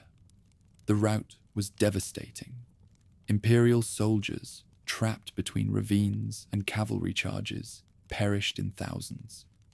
Byzantine authority in the Levant collapsed almost overnight. Damascus, Homs, and Jerusalem eventually submitted, the last after solemn negotiations that allowed the patriarch Sophronius to surrender the city personally to Umar ibn al-Khattab. The Holy City's fall carried symbolic weight far beyond its strategic value, for it demonstrated that even the greatest centers of Christian piety could pass under Muslim rule. With Syria and Palestine secured, the frontier shifted southward. Egypt emerged as the next prize, coveted by both sides. For the Byzantines, Egypt was indispensable. Its fertile delta produced the grain that fed Constantinople and sustained the empire's armies. For the Muslims, it offered the wealth of harvests, a base for further expansion along North Africa's coast, and a chance to cut Byzantium's lifeline. Whoever held Egypt controlled more than land. They controlled survival. Religious tensions within Egypt deepened its vulnerability.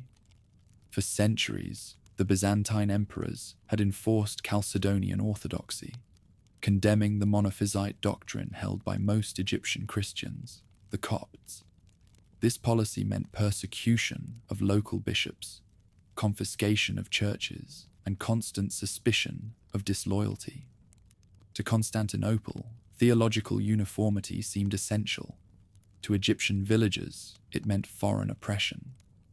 When Muslim envoys whispered of tolerance, promising that tribute was all that would be required, many Copts saw in them not enemies, but possible liberators. Umar did not at first rush into Egypt. His nature leaned toward caution, and he knew the risks of overextension. The armies had only just subdued Persia, and governing vast new territories already strained resources. Yet commanders on the ground saw opportunity. Among them was Amr ibn al-As, a veteran of the Syrian campaigns, shrewd in diplomacy and daring in war. He urged the Caliph to approve a thrust into Egypt, arguing that Byzantium's weakness after Yarmouk left the province ripe for the taking. At first, Umar hesitated. To launch an invasion meant committing scarce men to a distant land, separated from Arabia by deserts and hostile garrisons. But reports from scouts confirmed that Byzantine forces in Egypt were few, scattered, and demoralized. Combined with the simmering resentment of the Copts, the argument for intervention became compelling. At last, Umar consented, though reluctantly, sending Amr with a modest force. The decision was characteristic of the Caliph. Cautious, deliberate, but once made, pursued with resolve. While preparations for Egypt took shape, relations with Byzantium elsewhere continued in a tense dance of raids and counter-raids. Along the northern frontier, Anatolia became a zone of constant skirmish. Muslim armies probed mountain passes, tested fortresses, and returned with spoils. Byzantine counterstrokes harassed garrisons in Syria, reminding the new rulers that imperial power, though bruised, was not broken. Constantinople itself remained a looming challenge, its walls rising impenetrable, its fleets able to strike swiftly along the coast. In the wider Mediterranean, Byzantium's navy preserved dominance. Muslim armies might ride swiftly across deserts, but at sea their power was limited. Fleets from Constantinople secured islands, disrupted trade, and carried supplies wherever imperial garrisons still held out. This naval superiority meant that the struggle with Byzantium would not be settled quickly. Unlike Persia, whose armies had been smashed in the field, Byzantium retained both resources and defensive depth. The contrast between East and West was striking. In Persia, Muslim victories led rapidly to collapse. In Byzantine lands, conquest advanced step by step, with each province demanding prolonged struggle. Syria had required Yarmouk, Jerusalem, and subsequent sieges. Egypt would demand still more, as the fortress of Babylon near modern Cairo would demonstrate. The Byzantines could be beaten, but only with persistence. For the Caliphate, the coming war with Byzantium carried deeper implications than territory alone. Persia's fall had delivered wealth, but Byzantium embodied prestige. To defeat Rome's heirs was to claim parity with centuries of imperial tradition, to present Islam not merely as a regional faith, but as a civilization capable of supplanting the legacy of Caesar and Constantine. The psychological stakes matched the material ones. Meanwhile, everyday life in the conquered territories reflected the new balance. In Syria and Palestine, administrators collected taxes under the caliph's authority. Greek-speaking clerks continued their work, now reporting to Arab governors. Garrison towns like Homs and Damascus became centers of military presence, ensuring that local populations did not rise in rebellion. The system of separation, Arab soldiers in their own quarters, natives in theirs, reduced friction, though it also emphasized the new hierarchy. Byzantine rule had ended, but Byzantine culture lingered, woven into the fabric of administration and trade. Egypt's situation offered striking parallels. For generations, Alexandrian bishops had quarreled with Constantinople, and now, as Muslim envoys spread word of their approach, many Copts hoped for relief. The promise of autonomy under tribute sounded preferable to continued persecution. When Amr ibn al-As eventually crossed into Egypt, he would find allies as well as enemies. That balance of hostility and welcome shaped the entire course of the campaign. In Constantinople, Emperor Heraclius, aged, weary, and disillusioned, watched events unfold with bitterness.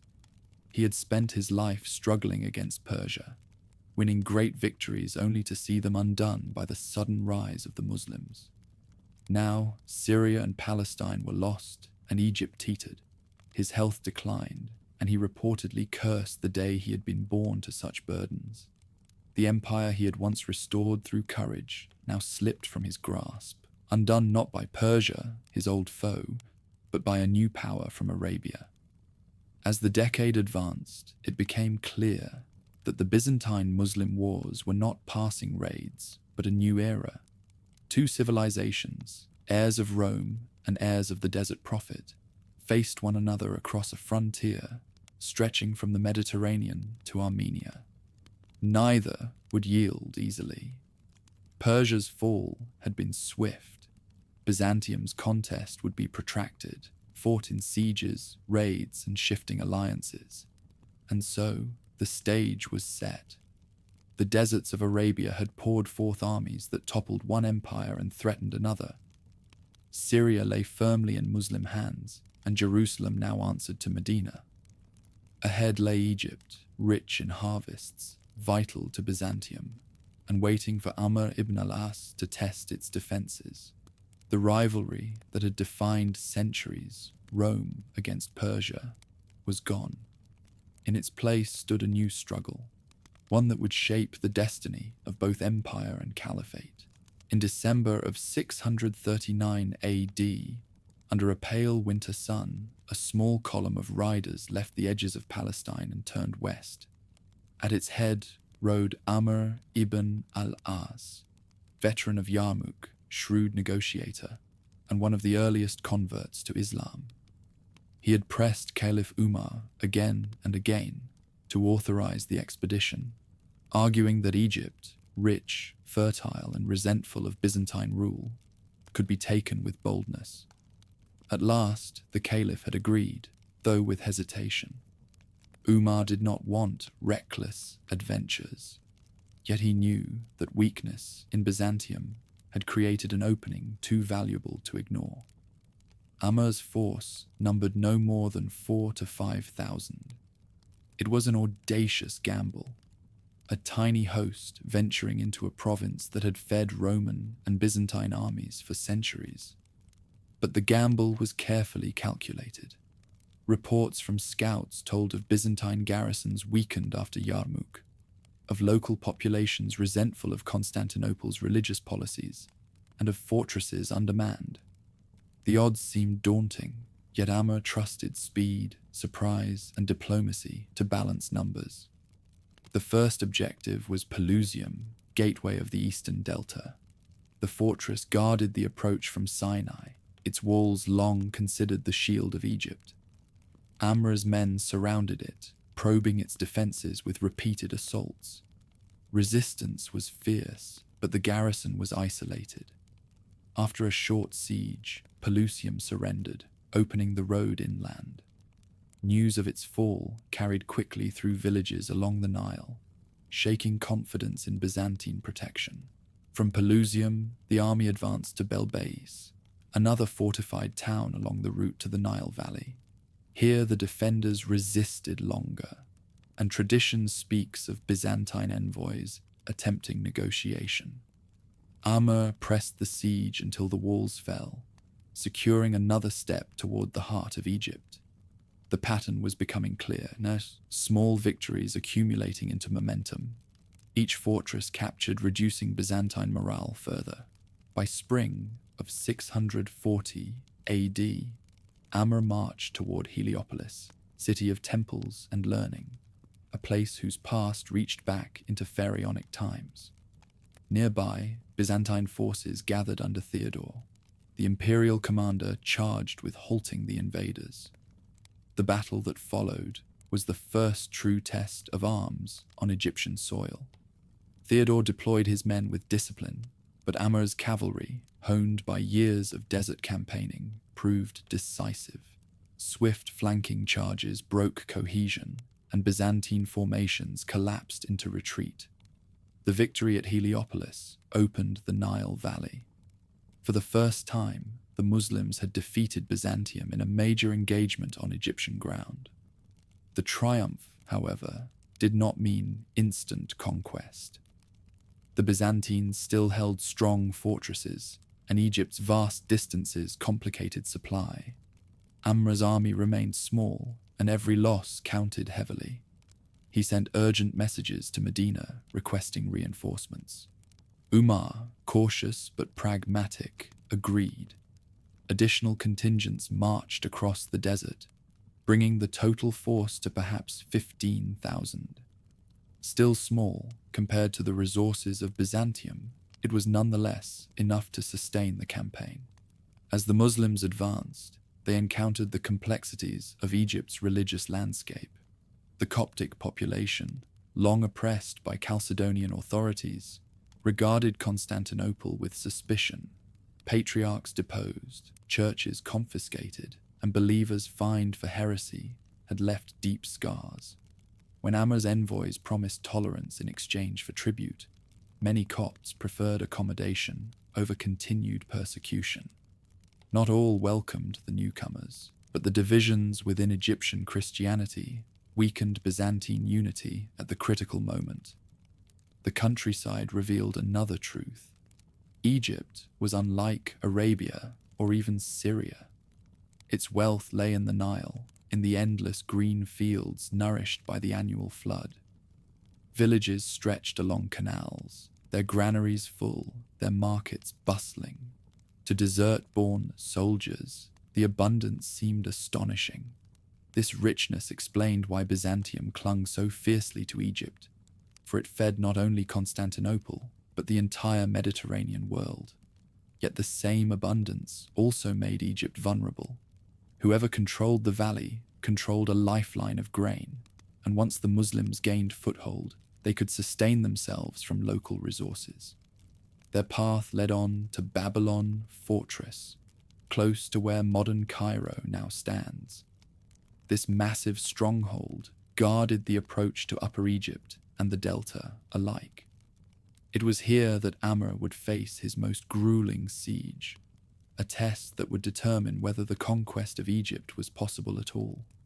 Before committing to the fortress, however, he consolidated his victories, ensuring that no garrison behind him could threaten his supply lines. Each success deepened confidence among his men and eroded Byzantine authority further. Throughout these months, Amr's leadership revealed itself in both strategy and diplomacy. He did not rely solely on force. He negotiated truces, encouraged defectors, and cultivated Coptic goodwill.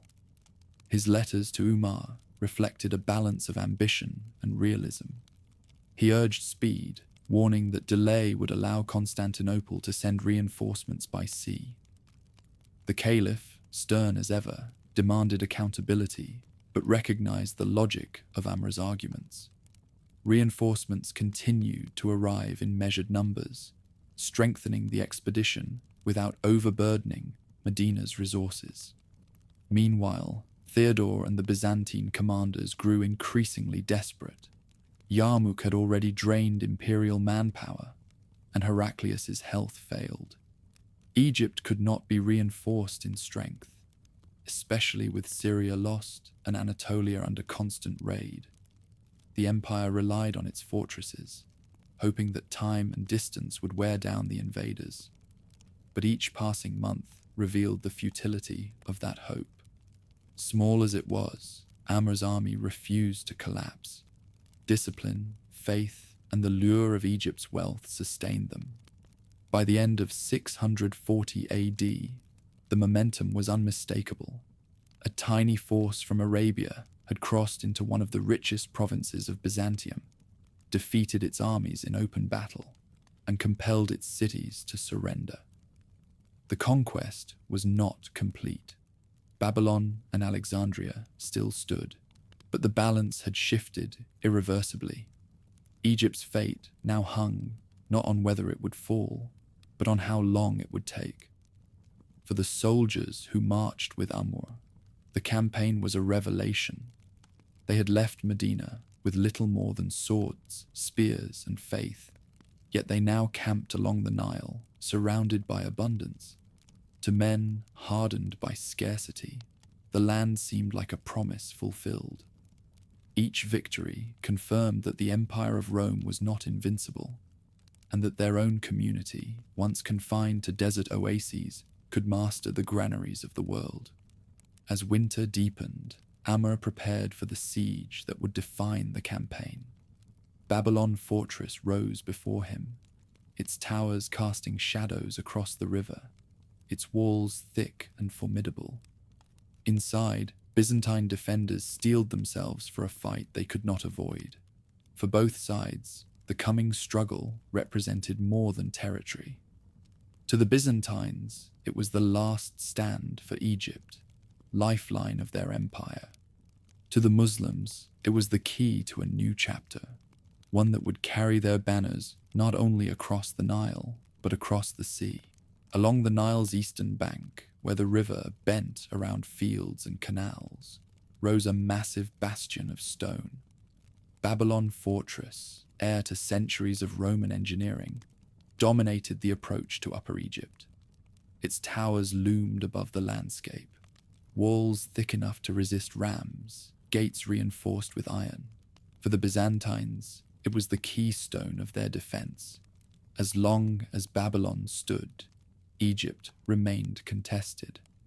For Amr ibn al-As and his men, It was an obstacle that had to be overcome if the conquest of Egypt was to be secured. The siege began in April of 640 AD.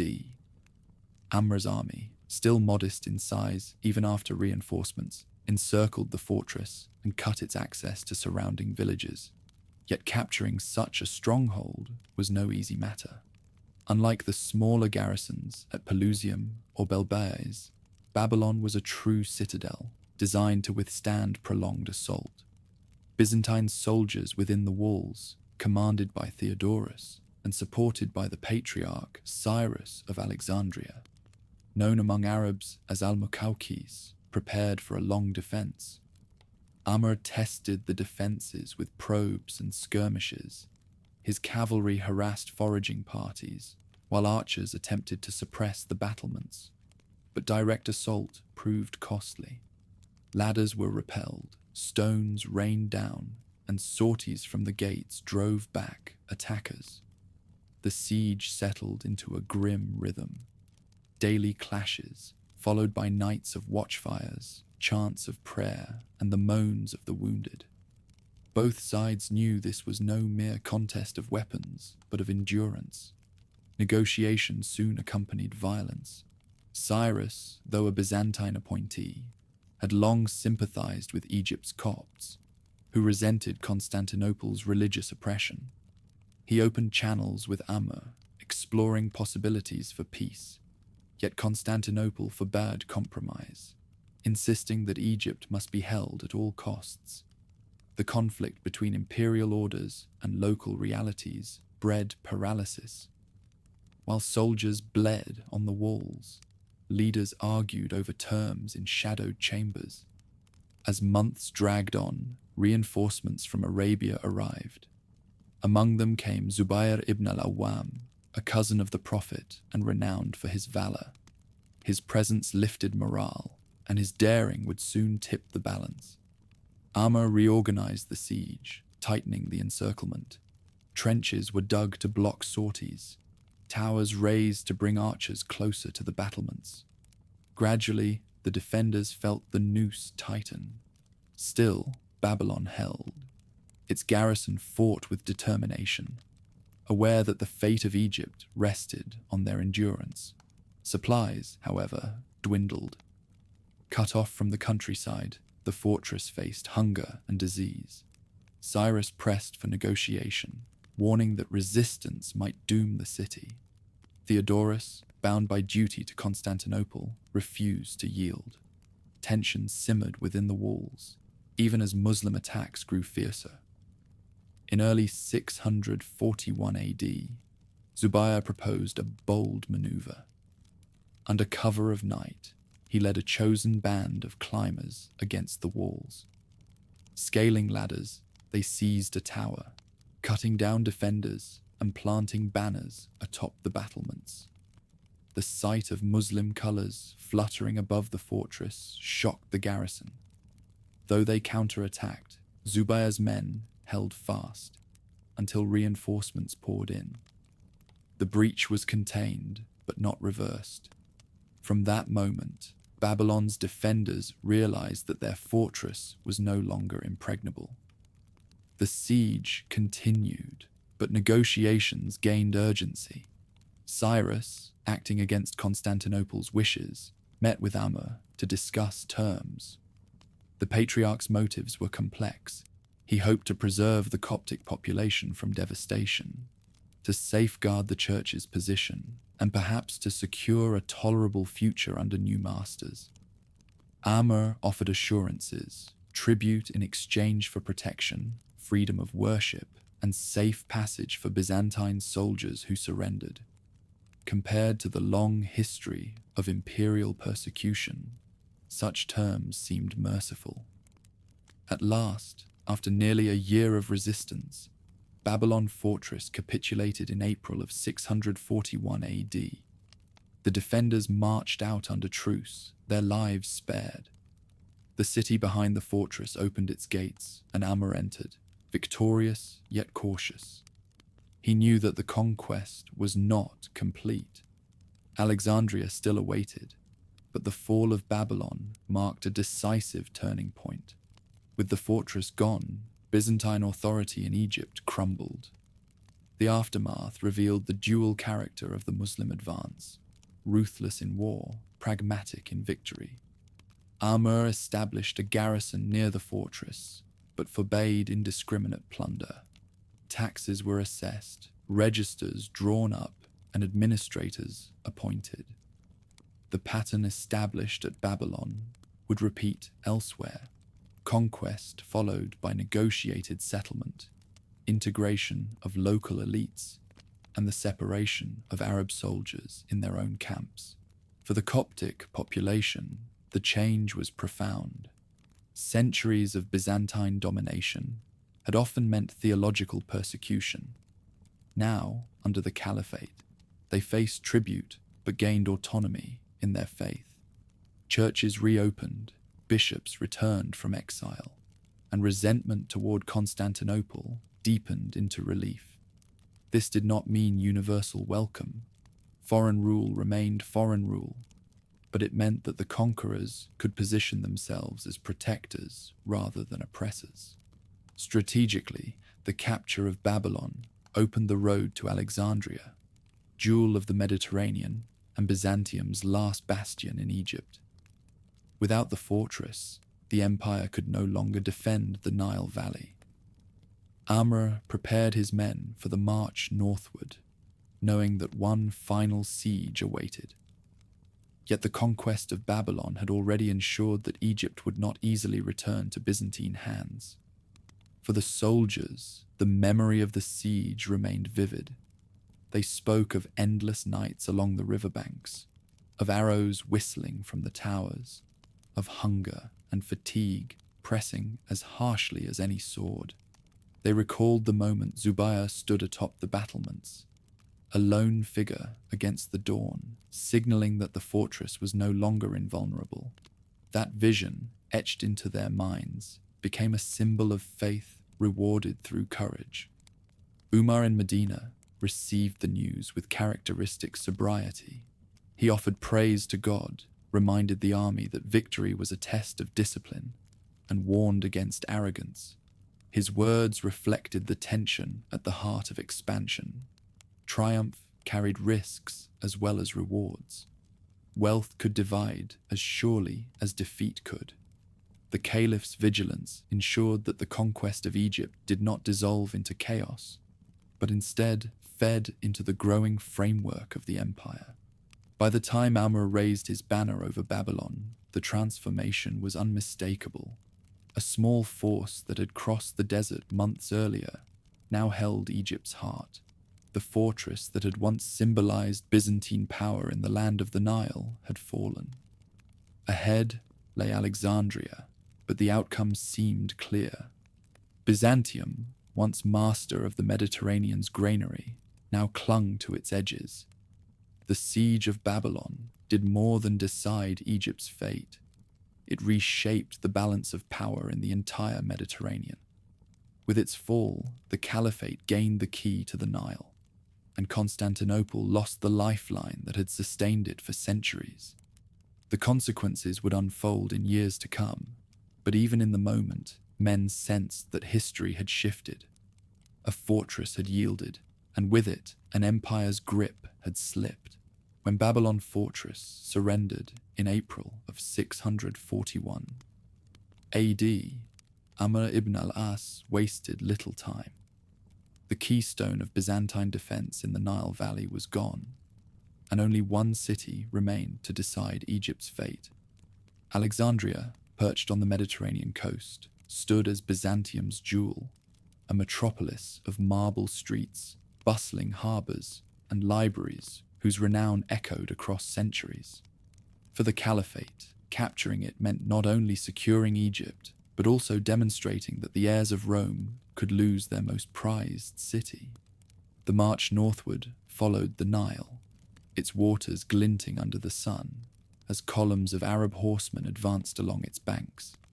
Villages surrendered as the army passed, some out of fear, others out of calculation. Byzantine resistance, once anchored at Babylon, had become scattered. Yet Alexandria was different. Its walls stretched for miles, thick and high, guarding a population that numbered in the hundreds of thousands. Within those walls, Byzantine commanders gathered troops, while the patriarch, Cyrus of Alexandria, once again tried to balance loyalty to Constantinople with pragmatism. The siege began in late 641 and stretched into the following year. Unlike the smaller fortresses encountered before, Alexandria required careful planning. Its harbours ensured that Byzantine fleets could still supply the city, and its defenders knew that relief might come by sea. Amr encircled the landward approaches, cutting off roads and harassing any sorties. Yet the walls defied direct assault. Siege engines struggled against their scale, and repeated attacks faltered. The struggle became one of attrition, where morale mattered as much as weapons. Inside Alexandria, divisions deepened. The Chalcedonian elite, loyal to Constantinople, urged resistance. The Coptic majority, weary of persecution, hesitated. Cyrus, who had negotiated secretly with Amr during the siege of Babylon, leaned toward compromise, though imperial orders forbade it. The tension between local interests and imperial demands sapped unity. As supplies dwindled, the city's leaders faced a choice between ruin and negotiation. Amr understood the power of patience. He tightened the blockade, sent envoys to whisper terms, and allowed rumors of Coptic favor to spread. Gradually, the prospect of surrender became less unthinkable. The fall of Babylon had shown that the Arabs kept their word. Tribute was collected, but churches were left standing. Such examples weighed heavily on Alexandrian minds. At last, in November of 642 AD, Alexandria capitulated. Patriarch Cyrus, once again defying Constantinople, negotiated terms. The city would pay tribute, its people would be spared, and the church would retain its privileges. Amr entered Alexandria not as a plunderer, but as a ruler. Soldiers were kept in discipline, markets reopened, and administration continued. For a metropolis accustomed to upheaval, the transition proved less violent than many feared. The capture of Alexandria reverberated across the Mediterranean. Byzantium, already weakened by the loss of Syria, now faced the reality of losing its granary. Constantinople's streets would no longer be fed by Egyptian grain. Imperial revenues shrank and morale plummeted. Heraclius, who had fought for decades against Persia, only to see Persia vanish before the Arabs, now saw Egypt slip from his empire. He died that same year, a bitter man, leaving successors to grapple with the catastrophe. For the Caliphate, Alexandria's fall was triumph beyond measure. A city that had once rivaled Rome and Constantinople now acknowledged Umar's authority. Its libraries, its ports, and its artisans enriched the new rulers.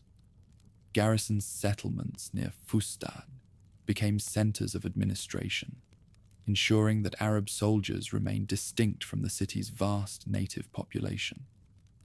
The Caliphate did not attempt to erase Alexandria, but to govern it, weaving its wealth into the empire's fabric. Still, Byzantium was not resigned. In 645 AD, 3 years after the surrender, imperial fleets landed a counterattack. Under the command of Manuel, Byzantine forces retook Alexandria in a sudden strike. The garrison was overwhelmed, and for a brief moment, the imperial eagle once more flew above the city's walls. Panic spread among Arab ranks, and the Caliphate faced the possibility of losing Egypt. Amr, recalled to command, responded swiftly. Gathering reinforcements, he marched to reclaim the city. The struggle was fierce, as Byzantine soldiers fought desperately to hold their prize, but discipline and persistence once more carried the day. In 646 AD, After months of fighting, the Muslims stormed Alexandria and drove out the Byzantines. This time, there would be no second surrender. The city was secured permanently, and Egypt passed irreversibly into the orbit of the Caliphate. The recapture underscored the precariousness of conquest. Egypt had not fallen in a single stroke, but required repeated effort. Its wealth attracted Byzantine determination, and only through resilience could the Arabs retain it. Amr ensured that defenses were strengthened, garrisons reinforced, and Fustat developed as a new capital distinct from Alexandria. This deliberate choice prevented future reliance on a coastal city vulnerable to imperial fleets. For the people of Egypt, the changes were profound, yet gradual. Tribute replaced imperial taxes, but the rhythms of agriculture along the Nile continued. Coptic Christians found themselves freer in worship than under Byzantium, though burdened with the jizya tax. Greek-speaking elites adjusted to new patrons, serving as scribes and administrators. Alexandria, though no longer imperial, remained a thriving port, now channeling its wealth eastward toward Medina and beyond. In the wider Mediterranean, the loss of Alexandria symbolized Byzantium's retreat from dominance. Once the unrivaled master of the sea, the empire now found itself on the defensive, clinging to Anatolia and the Aegean. North Africa lay exposed, and within decades, Muslim armies would march along its coast. The conquest of Egypt shifted the balance of power irreversibly, positioning the Caliphate as a force no empire could ignore. Among soldiers, memories of the twin sieges lingered. They spoke of long nights camped by the walls, of hunger endured, of the sudden shock when Byzantine sails appeared in the harbour during the counterattack. They remembered the pride of entering Alexandria twice, first in triumph, then in determination. The city became a symbol of resilience, proof that victory might be contested, but could be secured again with persistence. Umar, upon receiving news of the final recapture, praised God and urged vigilance. He warned Amr not to allow arrogance, reminding him that Egypt's wealth was both blessing and danger. Stipends were distributed, garrisons settled, and administrators appointed. The caliph's steady hand ensured that the conquest was consolidated, not squandered. By the mid-7th century, Egypt's transformation was complete. From Pelusium to Alexandria, from Babylon to the Delta's villages, the land of the Nile belonged to the Caliphate.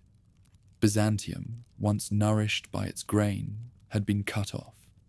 The Caliphate, enriched by its fields, stood as a rising empire whose reach extended from Libya to Persia. Alexandria's fall and recapture marked the moment when the Mediterranean world itself tilted, no longer a Roman lake, but a contested frontier. The conquest of Egypt was not only a military achievement, it was a declaration that the Caliphate had become a Mediterranean power. From desert beginnings, the community of Medina now commanded cities whose names echoed with centuries of history. Alexandria, with its harbours open to the sea, now looked south and east rather than north and west. The tide of empire had shifted, and with it, the future of the region. At Ctesiphon and Alexandria, conquest brought more than stretches of ground. They delivered into the hands of the Caliphate two of the richest lands in the known world, the fertile plains of Persia and the grain fields of Egypt. Conquest had been achieved with swords and sieges, but holding these provinces required something more enduring: administration, taxation, and the weaving of diverse peoples into a single political fabric. For Umar ibn al-Khattab, this was perhaps the greater challenge. Victory in battle could be fleeting. Integration would decide whether empire lasted. In both Persia and Egypt, Umar pursued a policy that balanced firmness with pragmatism. The old imperial systems were not raised overnight. Instead, they were repurposed. Local bureaucrats, versed in the complexities of taxation, irrigation, and record-keeping, were retained under new masters. Greek clerks in Alexandria, Coptic scribes in the Nile villages, and Persian administrators along the Tigris continued their work, but their reports now flowed toward Medina. Continuity ensured stability. To uproot these structures would have risked chaos. To harness them meant smoother transition. Taxation formed the backbone of integration. Two levies became central: the jizya, a poll tax paid by non-Muslims, and the kharaj, a land tax. In Persia, with its sprawling estates and irrigation works, the kharaj ensured that agricultural wealth filled the Caliphate's coffers.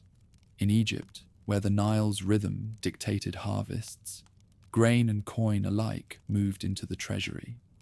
These taxes did not aim to force conversion immediately. On the contrary, non-Muslim communities were encouraged to remain, for their contributions sustained the state. Conversion might relieve individuals from jizya, but in the first generations it was rare and gradual. The system brought order, but it also reshaped society. In villages across the Nile, peasants who once paid imperial dues now paid to Arab collectors. In Persian towns, Zoroastrian fire temples still glowed, but their priests counted coins for foreign rulers. The practical effect was continuity tinged with change. Life went on, yet loyalties shifted subtly, as tax rolls and military garrisons made clear who now held power. Umar also established new cities as garrison towns, deliberate creations that symbolized the Caliphate's method of control. In Iraq, Kufa and Basra rose from the ground, planned settlements where Arab soldiers lived apart from the local population. In Egypt, Fustat served the same purpose. These towns housed veterans and their families, ensuring that armies remained cohesive and disciplined rather than scattered among conquered peoples. They also became administrative centers, radiating authority into surrounding provinces. The design was ingenious. Soldiers retained their identity while still projecting power outward. For the conquered, this separation carried mixed meanings. On one hand, it reduced friction, for Arab soldiers did not immediately displace native inhabitants from their homes. On the other, it underscored hierarchy, as garrison towns became symbols of foreign dominance. Yet over time, trade and interaction blurred these boundaries. Markets sprouted near the camps, merchants exchanged goods, and cultures mingled. Slowly, an Arab-Persian and Arab-Coptic synthesis began, though full assimilation lay centuries ahead. In matters of faith, policy carried that same practical bent. Zoroastrians in Persia were recognized as dhimmi, protected communities alongside Christians and Jews. Fire temples continued to burn, bishops led congregations, and synagogues echoed with prayers. What changed was the framework. Protection came at the price of jizya. This arrangement, though unequal, offered security compared to the harsher persecutions that imperial rulers had sometimes imposed. The Copts in Egypt, long marginalized under Byzantine orthodoxy, experienced relief. Under Muslim rule, their patriarch regained authority, and churches flourished more freely than under Constantinople's oversight. Yet tolerance was not equality. Muslims held superior legal status, enjoyed exemption from jizya, and controlled the army. Over time, economic pressure encouraged conversion. Some peasants found relief from taxes by embracing Islam. Others converted for access to new networks of patronage. The process was gradual, stretching over generations. In both Persia and Egypt, the majority remained non-Muslim for centuries, even as Arabic slowly replaced Pahlavi and Greek in official records. Language became another tool of integration. At first, administration relied on existing tongues: Greek in Egypt, Pahlavi in Persia, Coptic in village registers. But as Arab governors consolidated control, Arabic advanced. Coins were struck with Arabic inscriptions, decrees issued in the caliph's tongue. The shift was not immediate, but it carried profound cultural consequences. By the end of the 7th century, Arabic had become the dominant language of administration across the empire, binding disparate provinces into a shared system. Economically, integration transformed Medina from a desert capital into the nerve center of a global empire. Tribute caravans poured in, grain from the Nile, silver from Persian mines, textiles from workshops in Isfahan, papyrus from Egyptian mills. The treasury swelled, and Umar instituted registers to ensure that stipends for soldiers were distributed fairly. Wealth flowed, but the caliph's vigilance guarded against corruption. He lived simply, reminding governors that empire was not license for extravagance but stewardship. The transformation of cities testified to this new order. Fustat, founded beside Babylon Fortress, grew rapidly into a bustling hub of administration and trade. Kufa and Basra, once barren camps, became centers of culture and learning, their mosques echoing with recitation and debate. These garrison towns not only controlled territories, they became crucibles where Arab identity mingled with Persian and Egyptian traditions, laying the foundations for an emerging Islamic civilization. Still, integration was not without strain. Heavy taxes sometimes provoked discontent, especially when governors proved harsh. In Egypt, disputes erupted over assessments and complaints reached Medina. Umar responded with severity, replacing officials who abused authority. In Persia, noble families occasionally rebelled, unwilling to accept subordination. These challenges revealed that conquest was not the same as consolidation. The Caliphate had to adapt constantly, balancing firmness with justice to maintain legitimacy. The symbolism of integration also mattered. When Sa'd ibn Abi Waqqas prayed in the White Palace of Ctesiphon, it marked a transfer of authority from the crowns of Persia to the Caliphate.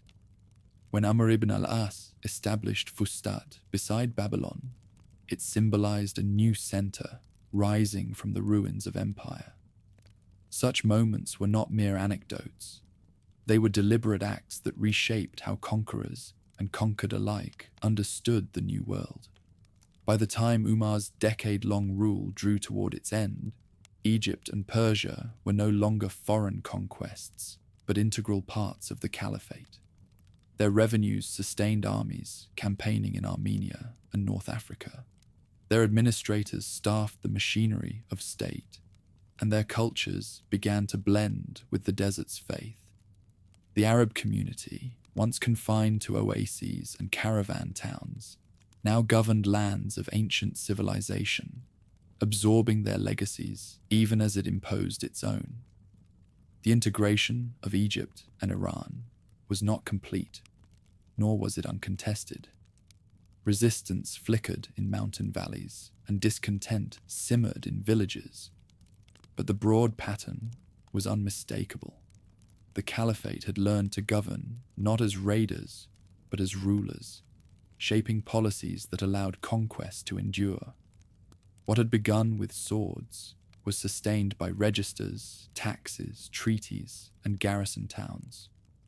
As Umar walked Medina's streets in simple garments, he knew the weight of what had been achieved. Empires older than memory had fallen, and their wealth now flowed into the coffers of a community barely a generation old. Yet he never let his companions forget. Victory was a test, an empire a trust. The future of the Caliphate would depend less on the brilliance of battles than on the wisdom of governance. In the year 651 AD, in a humble mill near Merv, the long shadow of the Sasanian dynasty flickered out. Yazdegerd III, last heir of the House of Sazan, met his end not upon a battlefield surrounded by loyal soldiers, but in obscurity, betrayed by those whose aid he had sought. The boy king, who had once worn the crown of Ctesiphon, died far from palaces, his body left where grain was ground to flour. With him ended 4 centuries of imperial rule, and Persia passed irreversibly into the orbit of the Caliphate. Yet his death was not the close of conflict. Long after Yazdegerd fell, pockets of resistance endured in mountain strongholds, desert oases, and remote valleys. Noble families, clinging to pride, raised bands of fighters. Zoroastrian priests stirred their followers, with vows to defend the sacred flame. Some revolts were crushed swiftly, others lingered for years, gnawing at the edges of Rashidun authority. Securing the conquests required persistence as relentless as the wars that had won them. In Persia, governors tightened administration. Garrison towns like Kufa and Basra became anchors of power, from which columns rode to suppress rebellion. Arab settlers farmed land around these new cities, while Persian scribes ensured the machinery of taxation did not falter. Over time, the image of foreign occupation shifted, from raiders sweeping in from the desert to rulers who could enforce order, settle disputes, and maintain roads. The transformation was uneven, but it was inexorable. Egypt required similar consolidation. Although Alexandria had fallen twice, the threat of Byzantine counterattack remained. Imperial fleets still patrolled the Mediterranean, and Constantinople had not abandoned hopes of recovery. Amr ibn al-As fortified positions along the coast, reinforced Fustat, and ensured that tribute reached Medina reliably. With each passing year, the likelihood of Byzantine return diminished, but vigilance remained constant. Egypt's grain filled the Caliphate's coffers, feeding garrisons as far as Iraq. What once sustained Constantinople now nourished Medina. The transition from conquest to governance coincided with the Caliphate's first succession. Umar's assassination in 644 AD shocked the community, yet his discipline left structures strong enough to endure. Uthman ibn Affan, chosen as the 3rd caliph, inherited an empire stretching from Libya's deserts to Central Asia's steppes. Expansion continued under his watch. Campaigns pressed deeper into Armenia. Raids reached across North Africa, and ships tentatively tested the Mediterranean. But even as frontiers advanced, the challenge of securing existing territories grew sharper. Conversion remained slow. In both Persia and Egypt, most inhabitants continued their ancestral faiths for generations. Zoroastrian fire temples burned brightly, Christian churches echoed with hymns, and Jewish communities prayed in synagogues. The Caliphate did not insist upon immediate transformation. Instead, it taxed non-Muslims, safeguarded their lives, and allowed them to worship under conditions of subordination. Economic reality favored gradual Islamization rather than forced conversion. The treasury relied heavily on jizya. A sudden wave of converts would have diminished revenue. Thus, paradoxically, the spread of Islam moved at the pace of generations, shaped by social incentives more than edicts. Still, pressure existed. Muslims enjoyed privileges in law and taxation. To convert meant release from jizya and access to the networks of Arab patronage. Over time, this subtle advantage reshaped society. Persians adopted Arabic names, Egyptians learned to write in Arabic script, and children grew up between worlds. The Caliphate's strength lay not only in arms, but in its ability to mold identity slowly. bending populations toward integration without breaking them. As the empire expanded, tensions also brewed. Soldiers, enriched by conquest, expected stipends and land. Governors, often from the prophet's generation, exercised authority that sometimes clashed with Medina's oversight. Complaints of favoritism arose, particularly under Uthman, whose appointment of relatives fueled resentment. In Kufa, Basra, and Fustat, murmurs of discontent hinted at divisions. The unity forged under Muhammad, tested in the Riddah Wars and solidified in Conquest, now faced the strain of governing an empire far larger than Arabia itself. The first fitna, civil war among Muslims, loomed on the horizon. Though it erupted after Uthman's assassination in 656 AD, its seeds lay in these years of rapid expansion.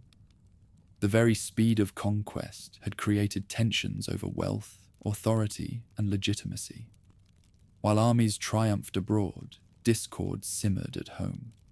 The paradox of empire emerged. Victories brought burdens as heavy as defeats. Yet even amid internal strains, the Rashidun conquests secured their legacy. The borders achieved by the mid-7th century endured as the foundation of later Islamic states. Persia, though still Persian in language and culture, was permanently transformed by the presence of Islam. Egypt, though Coptic Christianity persisted, now oriented south and east rather than north toward Constantinople. The map of the Near East had been redrawn, not temporarily, but forever. For Zoroastrian communities, survival meant adaptation. Fire temples remained active, though diminished. Priests preserved rituals, texts, and traditions under the status of dhimmi. Many fled eastward into India, where they became known as Parsis, carrying their faith into exile. Those who stayed navigated life under Muslim rulers, negotiating autonomy through payment of taxes and acceptance of subordination. They were no longer imperial faith, but minority, a transformation as profound as any battle. Christianity, too, endured. In Egypt, the Coptic Church flourished with newfound autonomy, free from Byzantine imposition. In Syria, Jacobite Christians continued their liturgies. The Caliphate's rule, though demanding tribute, proved less doctrinally intrusive than Constantinople's.